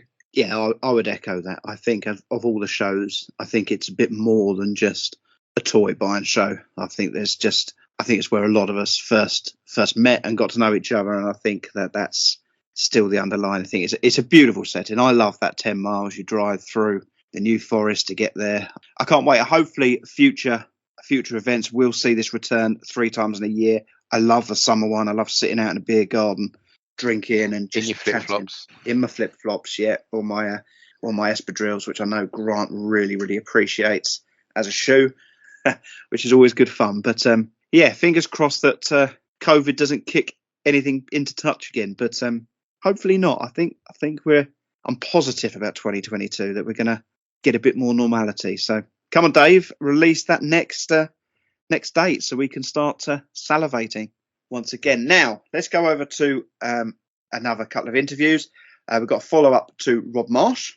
I mean, in the first interview, he says that what he's got his eye on in the hall. Let's see if he buys it. And the man with two first names, Peter Lee. Right, I'm back again with Rob Marsh. Rob, when we spoke earlier on, Yep. you said that you were contemplating buying a tri-logo Leah booth. Yep. Right, how did it go? Didn't go for that. I spied a graded 80 Palatoy Leah Hot baggie. Oh, nice. So obviously for the focus, Yeah. I jumped on that. Got a good deal on that, yeah. So Oh, actually, you're going home pleased. well happy with that, yeah. Well happy. So a nice end to a decent weekend. Yes, great, All right. great end. Right, well, safe journey back up north to Norwich, and I'll see you, if I don't see you before, I see you Echo Live. Yep, definitely. Brilliant. Cheers. Great to see you. Cheers, Rob. mate. Thank Bye. Right, Peter, I've got you now. You've been trying to hide from me all day. Always. How's it going, mate? How's today been for you? Very good. How are you doing, Jez? Yeah, I'm doing very You well. had a Thank good you day? very much. But less about me, more about you. Is anything taking your fancy today? Or are What you did I going buy? I bought some Hungarian books. home? Oh yeah. They're Brilliant. quite nice, from the original trilogy. Got the three of them. They were nice. Picked up a tri-logo Barada, which Steve Davies brought down for me. Okay. Another one of those in the set. So just 3 more tri-logos in the last 17 run to do. Let's talk about those. What do you need, just in case anyone's listening? Luke Stormtrooper, a Man, Yeah. and R2 Pop. Yeah. Surprise, surprise. Yeah. Okay. So yeah, 3. But, yeah, no, getting there, knocking them off the list. Oh, brilliant. What else did I buy? That was about it, I think, today. Okay. So But no, yeah, good to be down. Good fun last night, seeing everyone, a few beers. Yeah, indeed. Yeah. And Yeah, brilliant. Well, listen. nice to mate, be back down here. So Thank you so much. no, thank you safe for all you journey do. back. Always appreciated. And yeah, look after yourself, and I'll see you at You too. Echo Live. I expect so. Yeah. Brilliant. All right. Nice take it one. easy. Cheers, mate. Des. Great event. We all agree, one of the best Farthest Froms, and it was just great to get back together. But we have to give a big shout out to Dave Tree. He organised this show, and I think he's probably a lot like a few of us. I think Craig is very much like this as well. I'm a bit like it, that when you're doing something, you want to do it all. And I think Dave's a bit like that with organising his shows. So I think he puts himself under immense pressure, but let's be honest about it. He pulls it off, doesn't he? He does the best he can. And in the interview I spoke with him before Farthest From, he said that he always finishes a show and thinks, I could have done that better. I just want to say, Dave, really, really appreciate the shows and the time you take to put on this show. Yeah, I can't disagree. I mean, he's done them for years now, hasn't he? And this was the big comeback, and then there was all the worries about COVID and stuff, but it went off like a hit, as far as I can tell. I mean, the hall was packed. The sellers all seemed really happy with how it was going. We had a great day. I mean, we met loads of new people, and which we wouldn't have done otherwise if it hadn't been for the event. So it was, massive success in my eyes. Yeah, I don't think you need to know Dave personally to see the amount of effort and passion he puts into things. And he's always, you said earlier, he cares about his community. And, as an example, to illustrate the mark of the man, he saw me filming and he said, you care about where you're from. You're always promoting your town, Leamington Spa. He said, it'd be really great if you could just kind of go down that road and turn left and just film the river. Just film the river and just see if you can weave it into what you're doing, because it would mean a lot to me to just promote the town. And that was great. And I was like, yeah, I'll do that for you. And that's why the opening shot of the little film we put together is fording Bridge River there. I think we've got a lot to be thankful for Dave, for what he's done for all of us, really. I mean, he's put on these events and he's brought people together, whether that be to buy things they want and need, or to socialise with people that they like and have become friends. As far as I'm concerned, that's a huge benefit. I doff my cap. I mean, if you ever get the opportunity to chat to Dave, his knowledge of the toy industry and of vintage toys, not just Star Wars, I mean, his knowledge of Palatoy.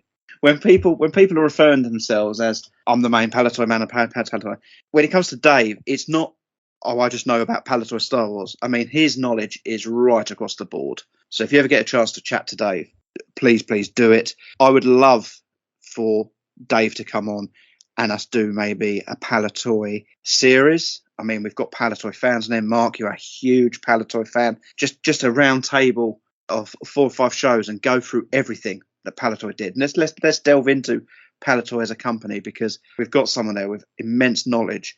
We really should tap into that because this stuff needs to be recorded and out there in the future. So definitely something to look into.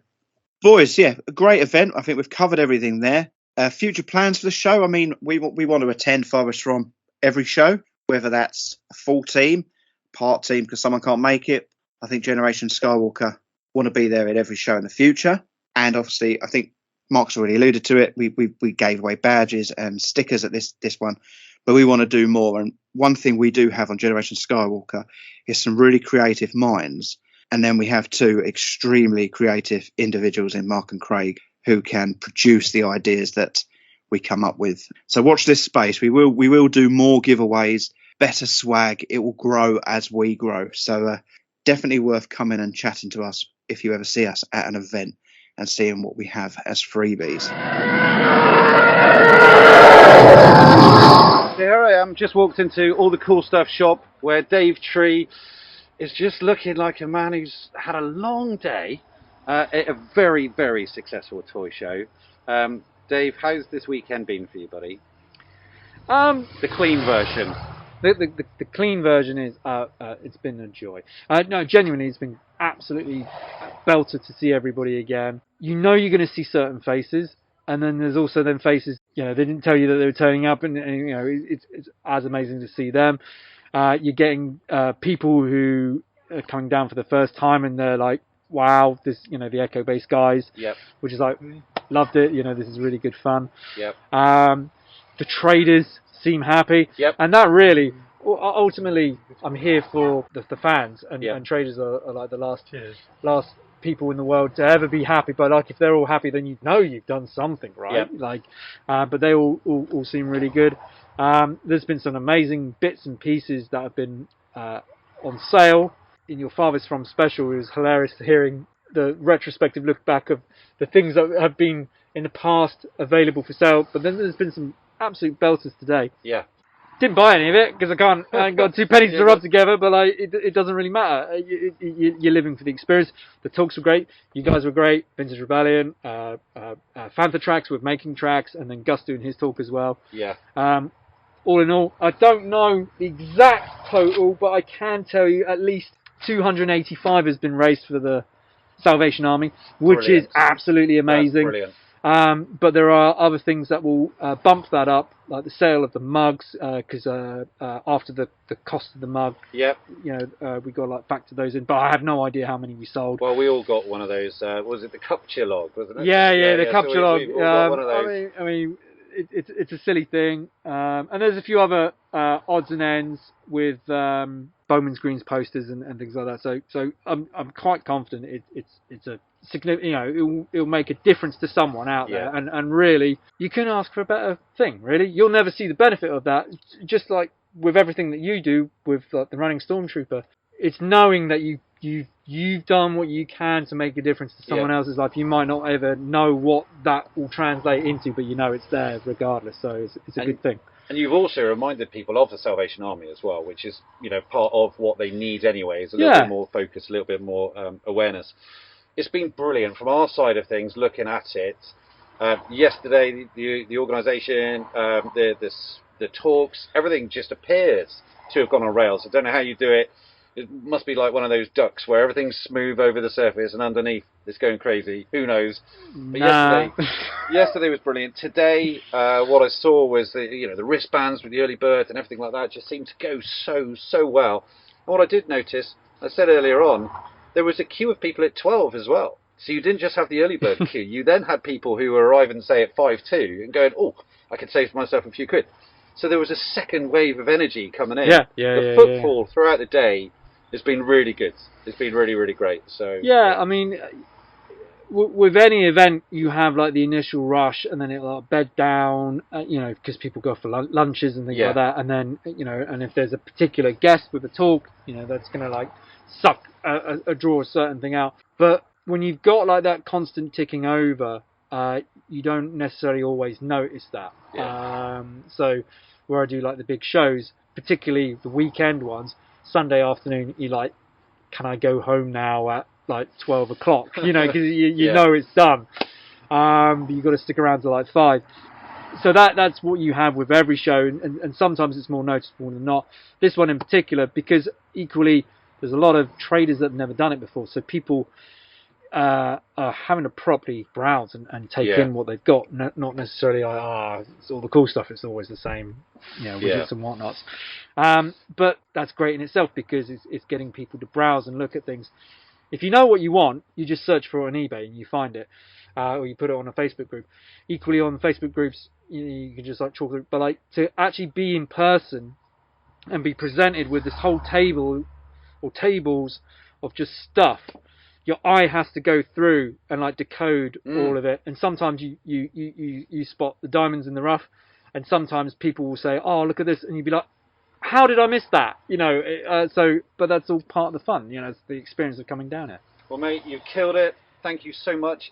Is there going to be a 23? Oh, yeah. I mean, after this talk with you guys, get your thoughts and feedback on how to make it better. And I do that with the team that help out. And they have a lot of great input and ideas to like help streamline things and make things less stressful. The traders as well. Everybody's always got great feedback, and some of these things you're in control of, some of the things you're not in control of. But yeah, we'll take that and let's make it good. I mean, Chloe, so my other half, she's like, let's do a premium event, like a proper premium event. So not necessarily like Farthest From, but like, you have a real experience. So not necessarily the stuff, but like, and for her to say that, I'm like, holy cow. You're the last person to ever say, "Oh, why not do something like this?" Because she'd be like, "Oh, you're a fool."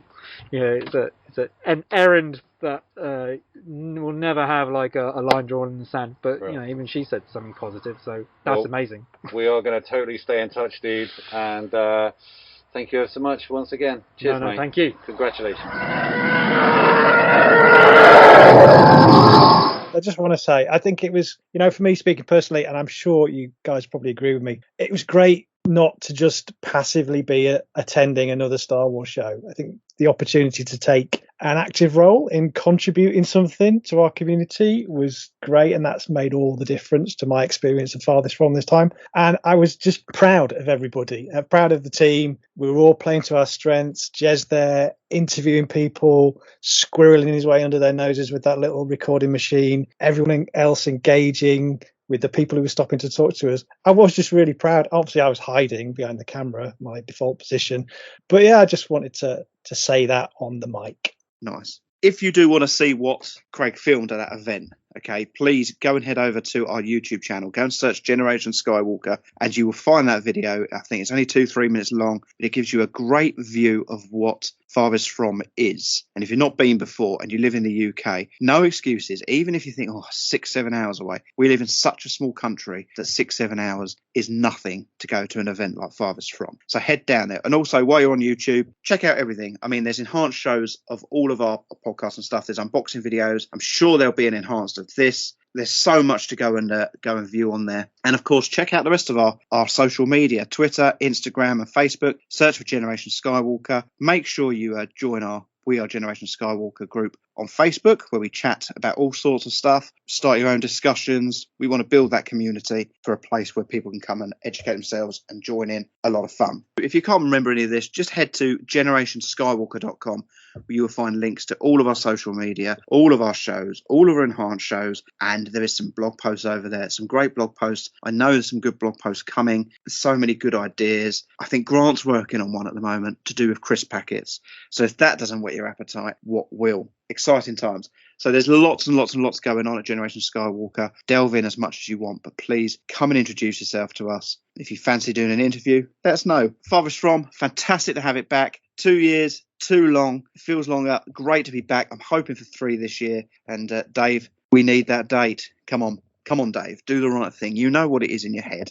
So just announce it. For this show, it is goodbye from Craig. Cheerio. Goodbye from Dan. Until next time. Goodbye from Mark. Good night. And it is goodbye from me, and we're Generation Skywalker.